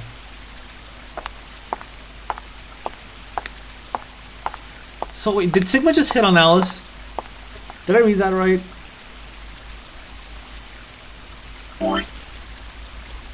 I think I did.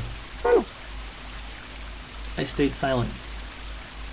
Alice sat down on the bench. We gazed at the smooth surface of the pond for several long minutes before she began to speak. You don't hate me? What? Why? I tried to kill you. You mean in the AB game? Yes. I was so scared. Who wouldn't be? Kidnapped and locked up, forced to play some sort of bizarre game. And then we found that bomb. I know I probably sounded calm, but as soon as we found that thing, all I wanted to do was run away from it as fast as I could. Things just went downhill from there. What do you mean? I remember hearing that Quark had collapsed and running to the infirmary with everyone else. When I got there, I realized I couldn't understand what anyone was saying. And everything looked... I don't know how to describe it. It was like watching a video on fast forward, only it was real. Then I started to feel like... It's hard to explain. I guess you could say I didn't feel like I was myself, and it only got worse. That was probably the Radical 6.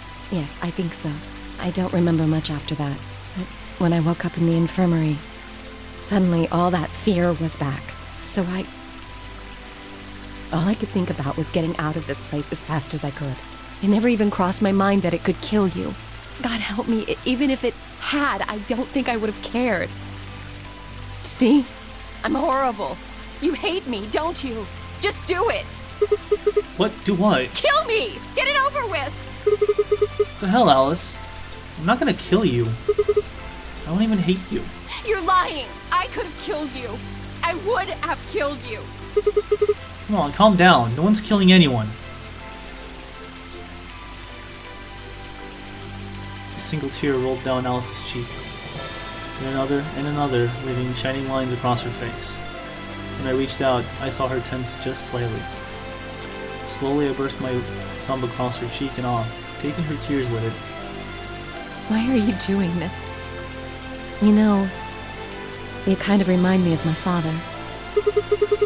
That's who we're after, right? The people who killed your dad? Yes. Did he have anything to do with the Myrmidons? Will you promise not to tell Clover that I cried? Come on. Keep your mouth shut. I'll tell you what you want to know. About myself. And about the Myrmidons. Deal? Sure. My lips are sealed. Really? What crying? I don't remember any crying. Good. Alright then. Another info dump! Alice took a deep breath and began. Holy fuck, this is gonna be long. My father is Egyptian, but my mother is French. Okay, so that explains nothing. They met while my mother was in Egypt on vacation and married shortly thereafter. When I was 3, we all moved to the US. My father was a scientist, and his field was cloning. He was recruited by an American lab, which is why we moved. Both of my parents had used English around me from the time I was born, so I didn't have any problems adapting to life in the US. By my 9th birthday, we'd been there for 6 years. That was when it happened. In the middle of the day, my mother showed up at school. Her eyes were red and puffy, but she didn't say anything to me on the drive home. When we arrived, there were several policemen there to meet us. My father had always been a very punctual man, and when dinner time came and went with no sign of him, even I began to realize something terrible had happened. It wasn't until several years later that I finally learned the truth. My father's lab had been attacked by terrorists, and he had been kidnapped. For the rest of my childhood, my mother raised me by herself. I didn't realize it then, but it must have been incredibly difficult for her as a single mother alone in a country where any relatives were a transatlantic flight away. She did her best not to let me see it, but every so often when she thought she was alone, the mask would fall away and in every line of her face I could see exhaustion and loneliness. As much as I missed my father, it was those moments that made me wish more than anything that he'd never been taken. Fortunately, I was an excellent student and did especially well in math. I earned a full-ride scholarship straight out of high school and spent the next several years studying. After graduation, I took a job with the Department of Defense, hoping that they might have resources to help me look for my father. I was immediately assigned to the Special Office of Internal Security. Their purpose is to investigate and sometimes deal with terrorist organizations and other serious threats to the state. So basically, SOIS. You're telling us the same things we already knew, thanks to Clover. I could tell my mother wasn't happy about my decision, but she chose to remain silent about it. Eventually, I learned that the terrorist organization that had taken my father was none other than the Myrmidons, although at the time that name didn't mean anything to me. They were suspected of human cloning. Specifically, it was thought that they had been using cloning techniques to copy their most useful members and expand their ranks. That is fucked up! The Myrmidons apparently believed they could use cloning to create a new race of humans. Now, at last, I knew the reason for my father's abduction. The commander of the Myrmidons is a man named Left. We know his name and his gender, but not his appearance or his age. The Myrmidons are closely associated with a cult known as Free the Soul. We believe that Free the Soul provides their funding, but trying to pin any kind of misdeeds on the cult's leader, a man named Brother, is like trying to nail Jello to a wall. Brother is supposed to be fairly advanced in years, and rumors say he's so old he can't even get out of bed. Unfortunately, his mind seems to be as sharp as ever. At that point, I hit a wall. I knew the Myrmidons had been behind my father's kidnapping, but that was all I could learn about them. Then, one day, I got a tip that some of them were hiding in a building in the Nevada desert. I headed out immediately. Hey look, Building Q!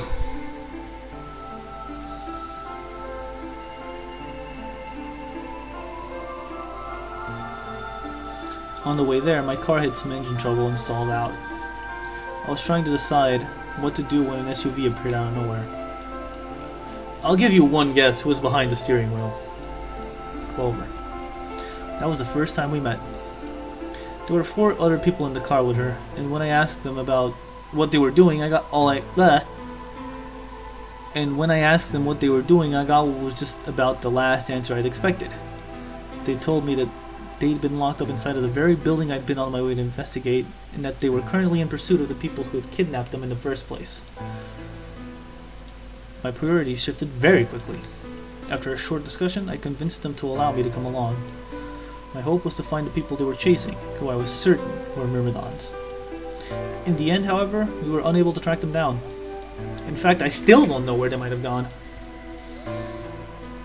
Eventually, I took Clover and her companions to SOIS headquarters.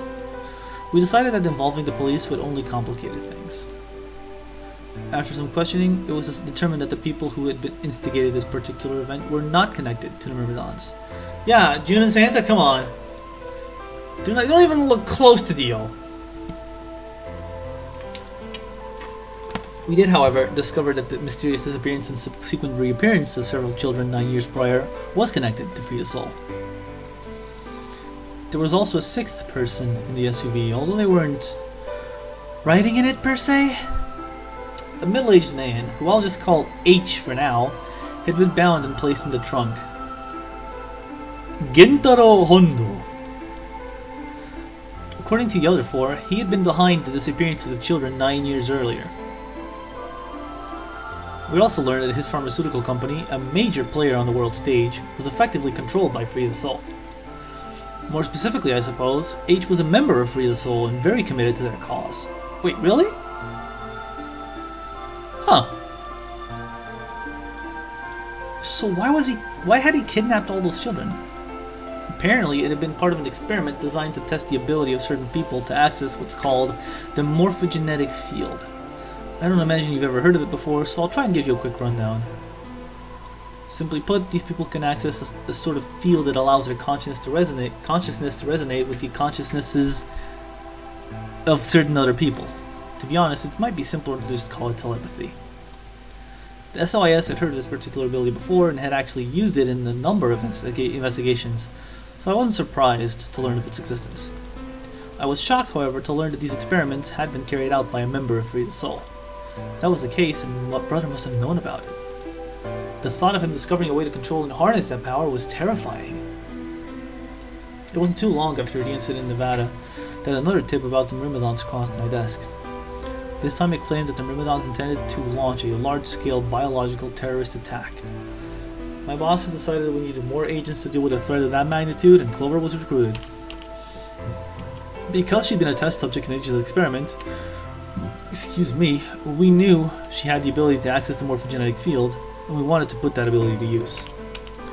After several months of training, she was sent on her first mission. She would be tasked with the infiltration and investigation of the Myrmidon cloning lab. I think Clover talked about this already. I was assigned to be her commanding officer. I hoped their investigation might also give me a lead on my father's whereabouts. At last, I had a chance to find out what had happened to him. I wouldn't let that chance pass me by. Perhaps that was what kept me from noticing the truth. The whole operation was a trap. Yeah, Clover talked about this. Yep, same image and everything. The lab was fake, and Clover was captured almost immediately. I got there as fast as I could, but when I arrived, the building was only an empty shell. All the conspirators, who had pretended to be researchers and the like, had already fled.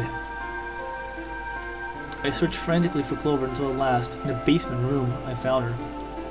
She had been tied to a chair, but on the floor next to her was another body. It was my father. Okay, this is new! He looked as if he'd just been dumped there, and when I got to him, his body was already cold. He was covered in dark, ugly bruises. It wasn't until later that I learned he had died from ruptured organs and internal bleeding. They had beaten him to death. As soon as Clover had been captured, a Myrmidon in a mask had come to visit her. He'd said that unless she wanted to end up like my father, she would leave them alone and tell her masters at the SOIS to do likewise. In retrospect, they must have known who I was and who my father was. That was why they'd kill him. Perhaps they thought they were sending a message to me. But that once he was gone, I'd lose my reason for chasing them. They were very, very wrong. I took Clover with me and left. I tried to console myself with the fact that I had at least been able to save her. Sometime later, I received a call from the coroner. He told me there was something I needed to see. There in the morgue was my father, cold and pale on the steel table. I could barely stand to look at him, but the coroner insisted. On his arm were 2 rows of numbers, comprised of 8s and 9s. It took me a moment to recognize my father's handwriting. He had carved them into his own skin. On his chest was another message, but they were letters this time, not numbers. Not many, just enough to make a short sentence. I love you, Alice. I broke down crying, right there in the morgue. They were the first tears I'd shed since the operation started, and there was no stopping them. There would be no forgiveness, not for the monsters who put my father through this. They destroyed my family. I would make them pay, even if I had to die to do it. That night I made a promise to myself. I would avenge my father. It didn't take long to figure out that the numbers he'd written were latitude and longitude. They pointed to a chemical factory that had been disguised as an abandoned building. Further investigation revealed that it was the mother lode we'd been looking for, the headquarters of the Myrmidons. I think my father must have known how things would turn out. Knowing he was going to die, he'd written the directions to our enemy's fortress on his own body. He'd sacrificed too much for me to waste this opportunity with recklessness. This time our operation would succeed. This time, I wouldn't let my excitement put Clover or any of my other agents in danger. So we took our time. We gathered information, we did our research, and we planned. Finally, we were ready. December 25th, 2028 was going to be the day we finally set foot inside the Myrmidon stronghold. But then, on the 22nd, only 3 days before the operation was scheduled to begin, a man in a gas mask appeared. Yeah, Alice's is kinda long-winded. So you inhaled that gas, passed out, and woke up here in the AV room? Yes. Well, there it is. Everything that's happened with the Myrmidons and me. I left a few of the details out, of course, but you get the idea. Yeah, thanks. She gave me a sad sort of smile and stood up.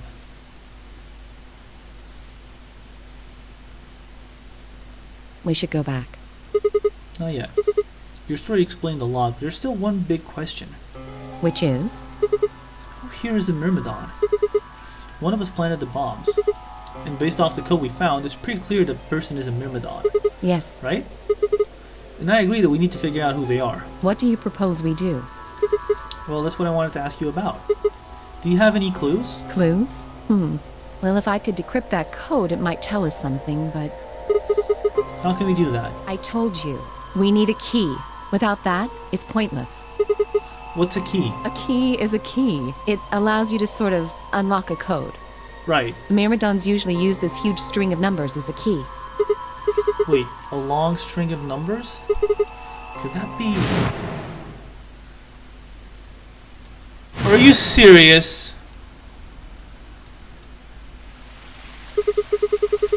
I am not saying that. What the hell?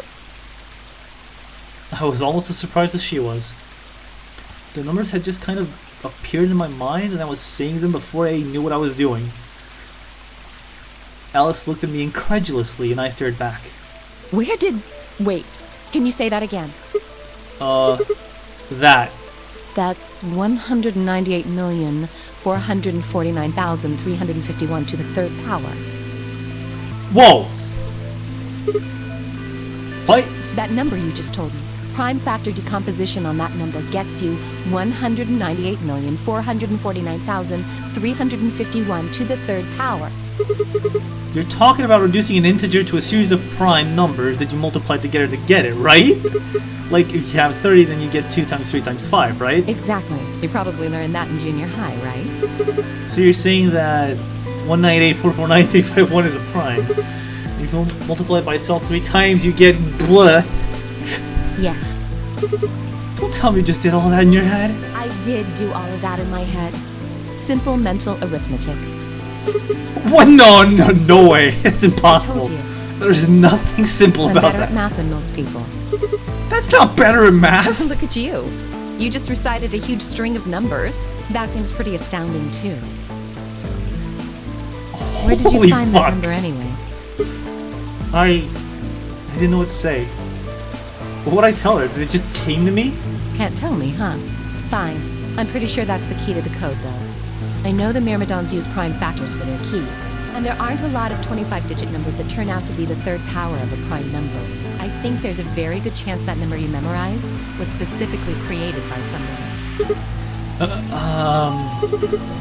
Could you explain that with small words?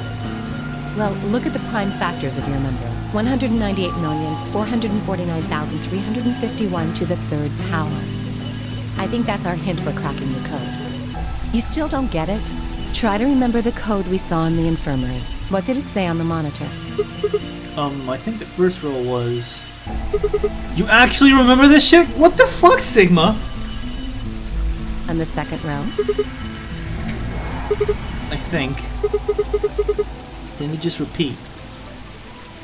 Wow, you've got a pretty impressive memory. For real? We could really use someone like you back at the... Well, keep going. How do we decode that?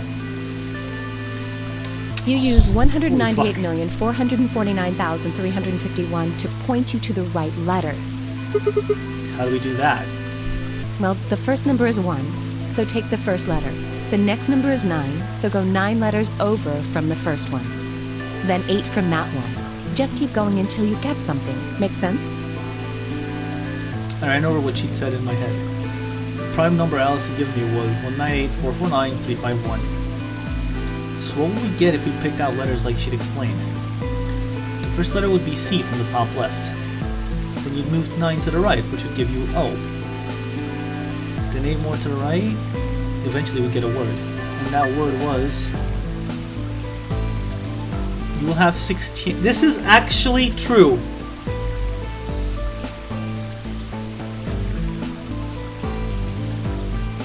Like... Just let me know when you want me to say it. I know what it is! The code she won't display... Oh my god! Yo, it just tells you straight up! The code sheet won't be displayed when you input your answer, so it would be wise to solve it. The key is blah.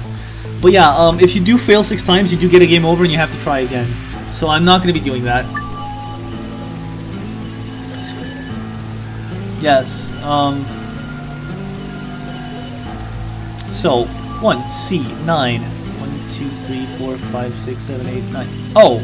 Wait, 1, 2, 3, 9. Oh!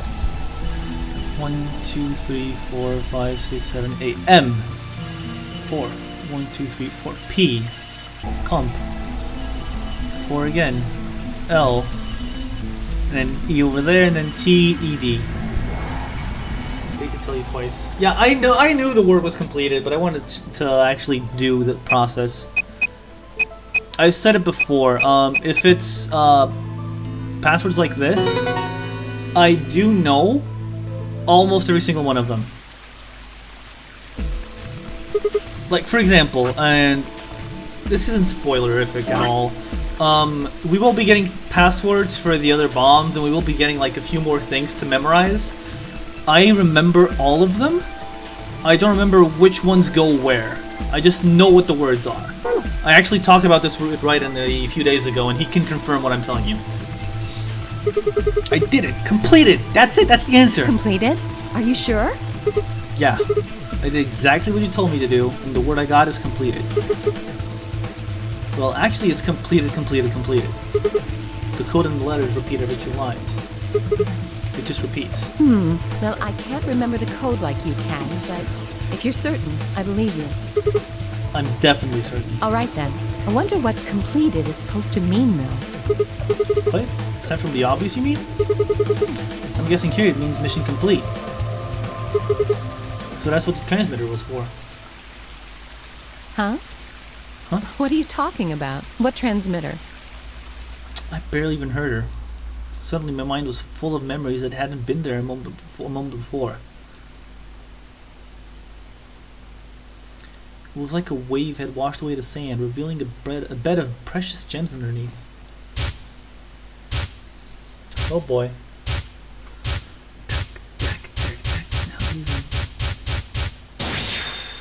With the Southern Cannon. He had the code memorized.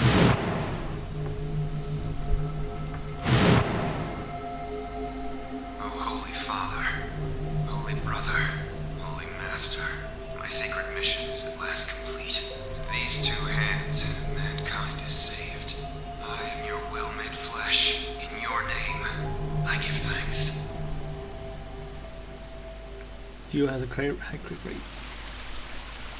Damn it! Why hadn't I realized it before? I could remember a series of numbers, but not this? At least I remembered it now. Dio was a member of the Myrmidons. Not just any member, he was their leader. That meant he had to be the one who planted the bombs. Hey, are you listening to me? Yeah. Then answer my question. What the hell was that? What's this about a transmitter? I didn't trust myself to try and explain it to her. More than likely, she'd just think I was insane. Even I could barely make sense of the sudden influx of new information. Wait. Don't tell me you're one of the Myrmidons. If I was, do you really think I reveal myself like this? Point. Out of nowhere, Clover appeared.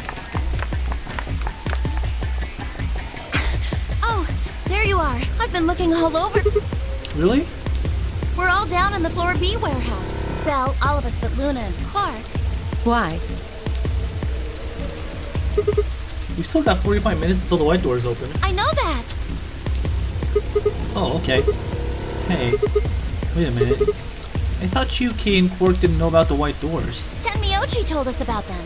He said he'd show us where they were, so we all followed him down to the Floor B warehouse. I'm assuming you left Quark with Luna? Yeah. Anyway, when we showed up, Vi and Kay were already there. Well, So? all of a sudden, Vi, Tenmyouji, and Dio all started yelling at each other. What? Why? Did something happen?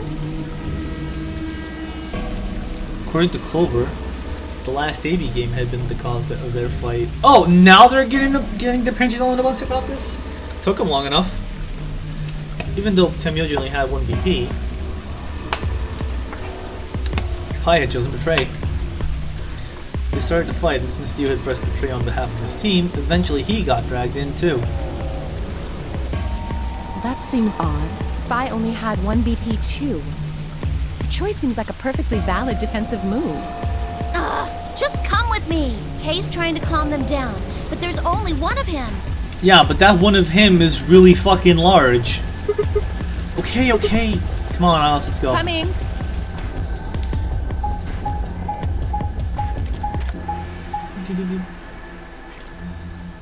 Warehouse B.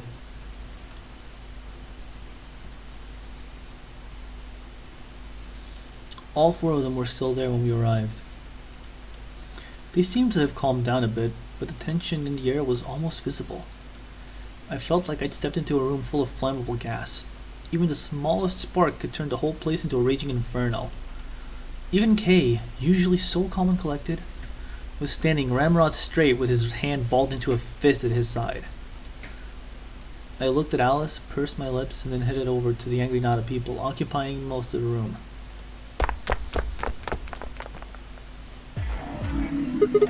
Clover told me what's going on. This whole thing is stupid. You need to knock it off. Stupid? What about this is stupid? We're talking about my life, you self-righteous dick! I know, but yelling at each other isn't going to solve your problem. The best thing for us to do right now is to trust each other and get through this. Wouldn't you agree? Hard to trust someone who tried to kill me. Same to you. I told you letting Dio vote was a stupid idea. What did you think he was gonna do? You might as well have pressed the button yourself. I couldn't just leave Quark alone. That's no excuse. And where do you get off telling me I shouldn't have picked Betray? Did you even think that through? What, I was supposed to pick Ally? If I'd done that, I'd be dead right now. I could say the same thing to you. Damn good thing Dio didn't choose Ally. Please, that's enough from both of you. Sigma's right. This isn't the time to be bickering with each other. Oh, you don't get to talk. You tried to betray Clover and escape on your own. Perhaps. But I think that's better than merely killing someone. Well, I only did it so that she wouldn't kill Tenmyouji. Ah, God damn it! Enough already.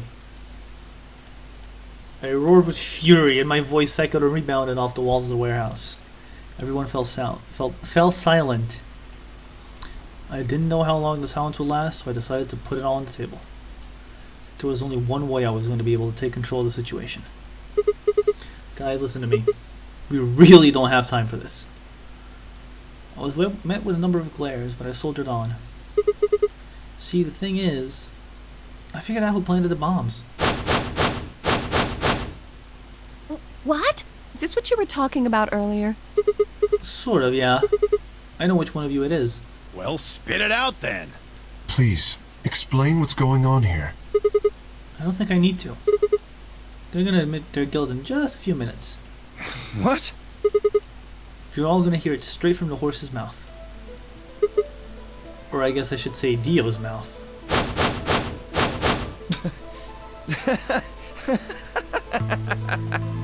What are you on? You think I set those bombs?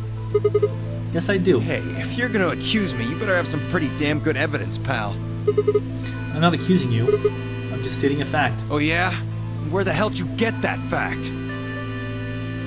Fun as it was, I knew taunting alone wouldn't be enough to make Dio confess. He'd just play dumb. He was good at it, and I'd get nothing. That meant I was gonna have to trick him. Well, you see, I'm actually from Free the Soul. Free the Soul? What's that? Some kind of hippie shoe company? Don't play dumb, Dio. Or should I call you Left? Brother ordered me to come here to keep an eye on you. It was quick, but for just a moment I saw his eyes twitch. I leapt on that moment of weakness like a hungry dog on a steak. Fine. Skepticism is understandable, admirable even. But perhaps this will convince you. I pressed forward, pulling out every fact I could remember.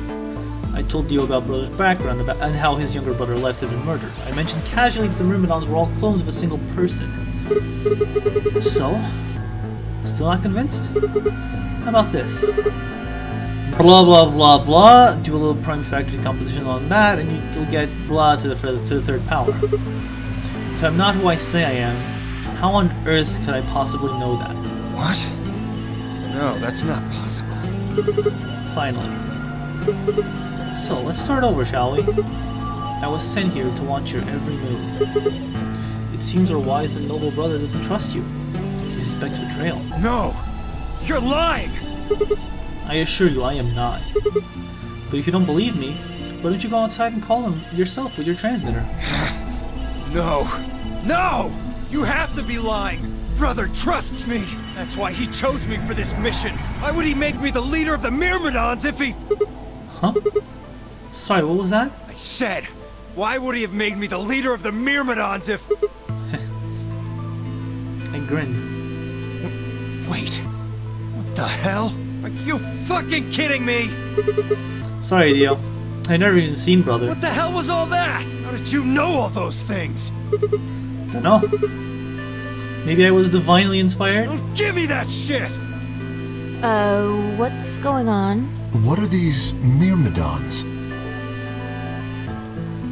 Dio and I stared at one another while Clover and Tenmyouji quickly explained to Phi and K about the memory card and the number 2 bomb, and about the code we'd found that was from a terrorist organization called the Myrmidons. So you mean to say someone from the Myrmidons planted the bombs? And Dio pretty much just admitted to doing it? Yeah. Bastards. I'll never forgive you. I heard a low, furious muttering behind me and turned to see Alice, her lips pulled back into a snarl. I am going To kill you! Her voice rose to a scream as she charged toward Dio. He ducked out of the way smoothly and pulled something out of his pocket. Whoa there. Oh no. I like my women a little feisty. But you're taking it a little too far, sweetheart. Tone it down. What? You see this? You know what it is, don't you? Oh my god. Is that the detonator? Exactly. And I assume you know what happens if I press this button? Yes. I think I do. I'm guessing it'll set off both of the bombs. Well, I wouldn't say both. You mean there's still a number 1 bomb we haven't found? Correct. And there's one more, too. No. There are 4 bombs? Exactly. 4? I planted 4 bombs. They're the ones numbered 1, 2, and 3, but there's also one more. Bomb number 0. Add all that up and you're looking at about 4 tons of explosive power. Those go off, and it's all over. Hello, Arcada. That's enough oomph to turn this whole place into a smoking crater. Aren't you forgetting something? That'd kill you too. So, I'm ready for that. I've got spares. Spares? Is that what Sigma was talking about? Holy fuck, he really does not care. What has happened since yesterday-ish? I didn't stream yesterday, only on Monday. And since we started, we only got 1 ending. Yeah, clones. I heard Alice whisper something to Clover. Let's go, Clover. Show him all that dreaming wasn't for nothing. Huh? Oh, yeah. Right. Before I had the chance to ask them what was going on, they moved. Die, you bastard! Yeah! She roared and leapt toward Dio, Clover following just behind. Alice threw a punch at Dio's face, and as he dodged, Clover spun out from behind her.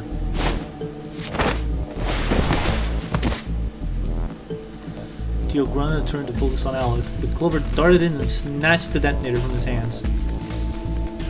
Clover, get him! Right! Sigma, catch! Huh? Before I could respond, Clover had thrown the detonator at me. I scrambled to grab it out of the air and held it to my chest. Damn it! Stop! Let me go! Still let go of me, you asshole! Yelling didn't do him any good, and Dio found himself subdued by the skillful teamwork of Alice and Clover. Strangely though, once they had a hold of him, he stopped struggling. I was reminded of a gazelle with its neck in the mouth of a lion. Had he surrendered? Or did he have some trick up his sleeve? It didn't feel right. I didn't have to wait long for my misgivings to prove true. The detonator in my hand suddenly began to flash. What? Ha! Serves you right.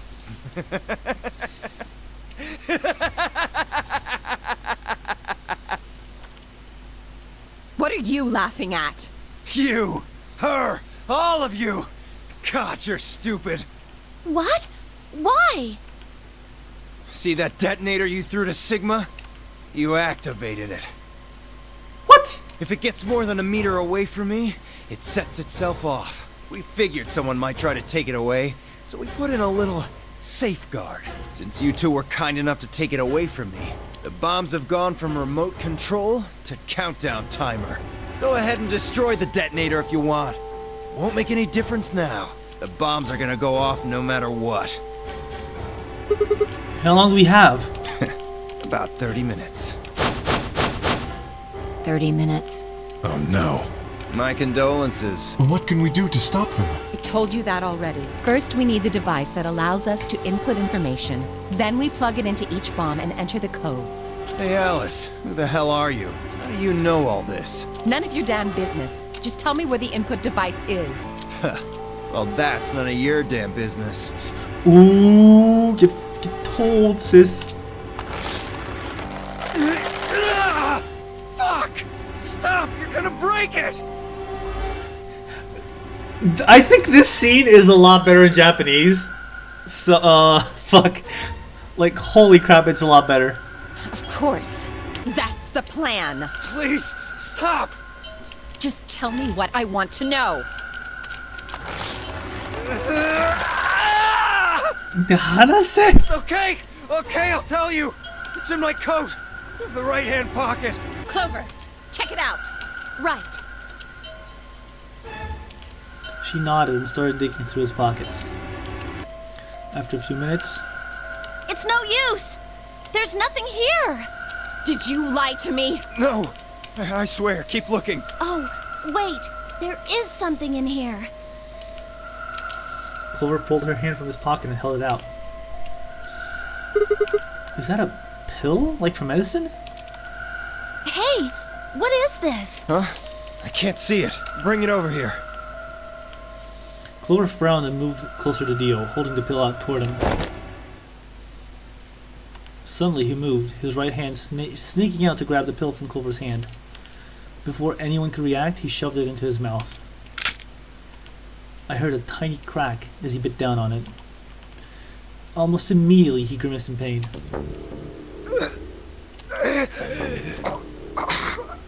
Shit! What? What was that? Poison, I guess. Wow, that's metal as fuck! What? Damn!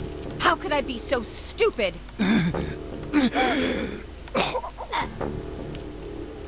His eyes rolled up into his head, and flecks of spittle began to trickle out from the corner of his mouth. I grabbed him by the hair and shook. What the hell are you doing? Where's the input device? Lost it. In my couch. Back home. Don't screw with me.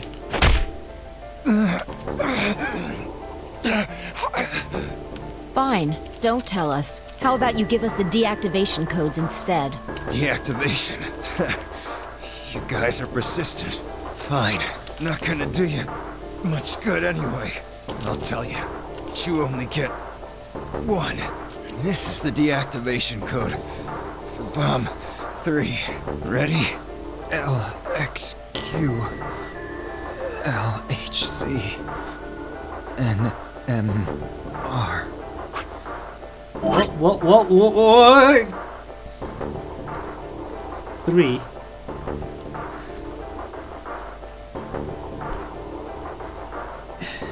Thank you. I knew what it was. I was thinking of it. Not an H. L X Q L H C N M.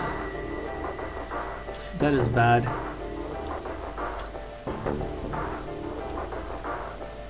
R. Yeah. What about the other three? Tell us the other three.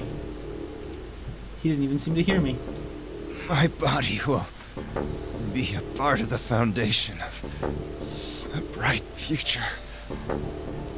His voice was weak, and more foam was dribbling out of his mouth. Such a beautiful world. May brother live in everlasting glory. So bad writing with the cursor really is, but I kind of have to. There's a reason I'm doing it.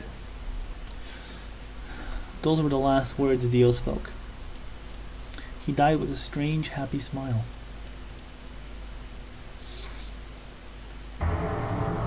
He only gave us the password for one of the bombs. This is bad. What are we gonna do? I don't know. How much time have we got? 25 minutes. Are you sure? Yes. When he told us the time, I checked my bracelet. It said exactly 30 minutes. Wow. Nice. You mean the bombs are gonna go off the same time the next set of doors opens? Yes. The time on your bracelet is the time we have left. Oh. So 25 minutes. This isn't good. I was hoping that we might be able to escape through the white doors, but... It takes 5 minutes for the primary door to open and close. So... Yes, I know. There's no way we can get through them before the explosion happens. Well, there's no point just standing around. We should start looking. We need 3 things. The password input device. And the remaining 2 bombs, right? Right. We also need passwords for all the bombs other than number 3. Exactly. Maybe Dio has a note or something? Hold on, let me check. She knelt down and quickly checked his pockets and sleeves, then sat back on her heels, frustrated. Damn, he's clean. She looked pale. Then we'll just have to hope we find it somewhere. Tenmyouji, can you go tell Luna what's happened? Right. I'm on it. Good. The rest of you, let's move out. We can do this. Let's go. We all took off at a run, heading to different parts of the building. But all of our searching turned up nothing. And as we searched, the clock kept ticking.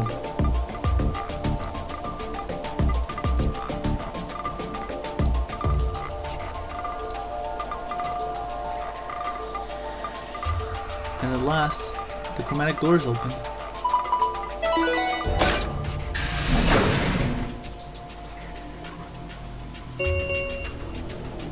Chromatic doors have opened. 5 minutes.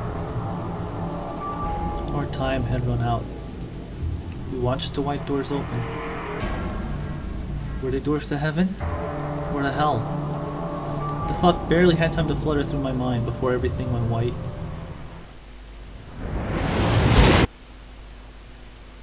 We didn't even have time to say goodbye. 1,000 emotions flooded my brain in those last moments. Why? How? How had we ended up like this way? Then a blistering wave of heat, like the surface of the sun itself, wiped out any lingering thoughts.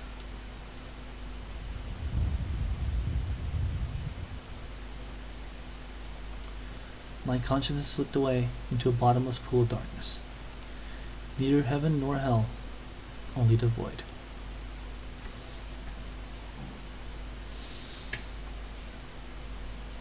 That is not a lock.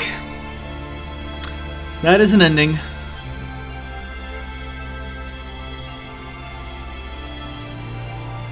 Probably one of the worst ones in the game, in my honest opinion. To be quite fair.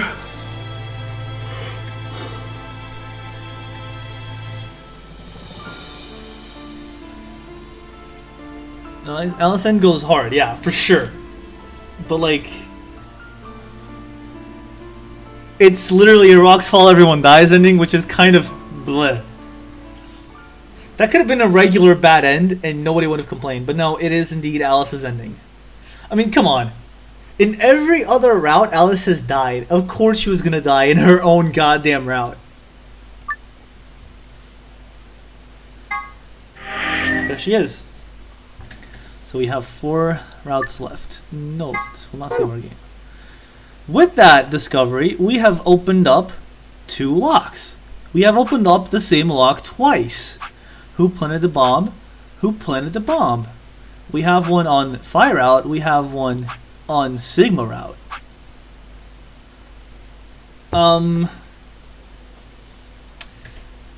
However, it is like I don't think I'll have time to get anywhere meaningful if I start now on a new route. Like, I remember how far the other routes go right now, so there's no reason to. So as much as it sucks to end on a shitty ending like this one, I am actually going to stop the stream for today. We got far. We got pretty far, honestly. And we did just get through 2 endings, though. Yeah, we did, but like, one of them was great. I love Tenmyouji ending, but Alice ending is really mediocre, honestly. Like, basically you get it for the deactivation code and nothing else. Granted, in this one, what you get, Tenmyouji gives you a bomb code too, but it also, like, just, it's a good ending. So, for next time, we either Sigma route or Fire route. I'm gonna leave picking that up to you guys. So, are you dropping frames? Yeah, this also tells me I am. Including overload. What am I doing wrong? How about if I do this? Does that do anything? Oh, there's probably something going on my system that I'm not looking at. Wait, hold up. Do I have something? Yeah, I know what it is. Remove. Yeah, it's fine now. Yeah, because I forgot I had a scene on this. Not the music. It wasn't the music. Is it dropping frames again? No. It's not the music. It has to do with something that I had on this scene that I didn't remove because I'm an idiot. But yeah. Next time we either go with Fire or with Sigma, and we're gonna have a bunch of fun because this game is being fun as hell, except not really because everyone keeps dying. Well, Alice dying we don't care about, but everyone else we do. I mean, hell, this is probably the first ending where everyone straight up dies, right? Like, before it was just someone got trapped, but everyone's legit dead.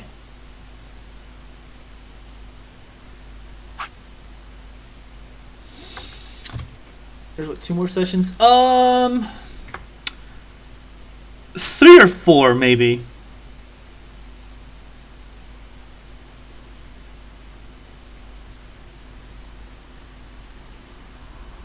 Cause yeah, okay, yeah. At this point, I'm not gonna hide it anymore. Like when we started out, this was all we saw, and then as soon as we got further down, we got more of this. I'm not gonna hide it. The remaining routes go super, super deep, so we're not gonna be done in like 2 or 3 sessions. I'm expecting 4, give or take. So yeah. Like, if I keep the Monday, Wednesday, Friday thing going, I think I'll be done by Friday. If not, maybe Wednesday if things go super fast. But yeah.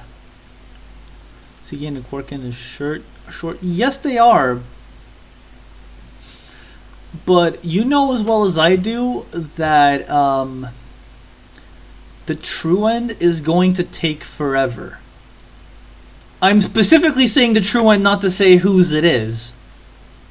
Because yeah, it's not Siggy and it's not Sigmas and it's not Quarks, but True Ending takes a long time.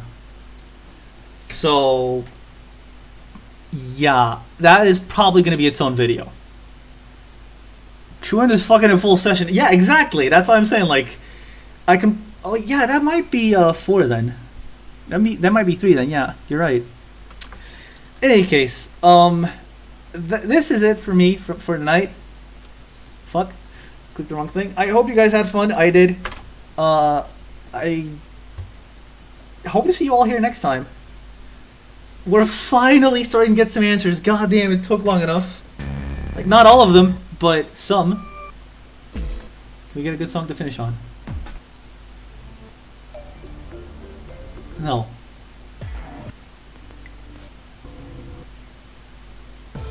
That works. Okay. So yeah, guys, I'll see you Friday.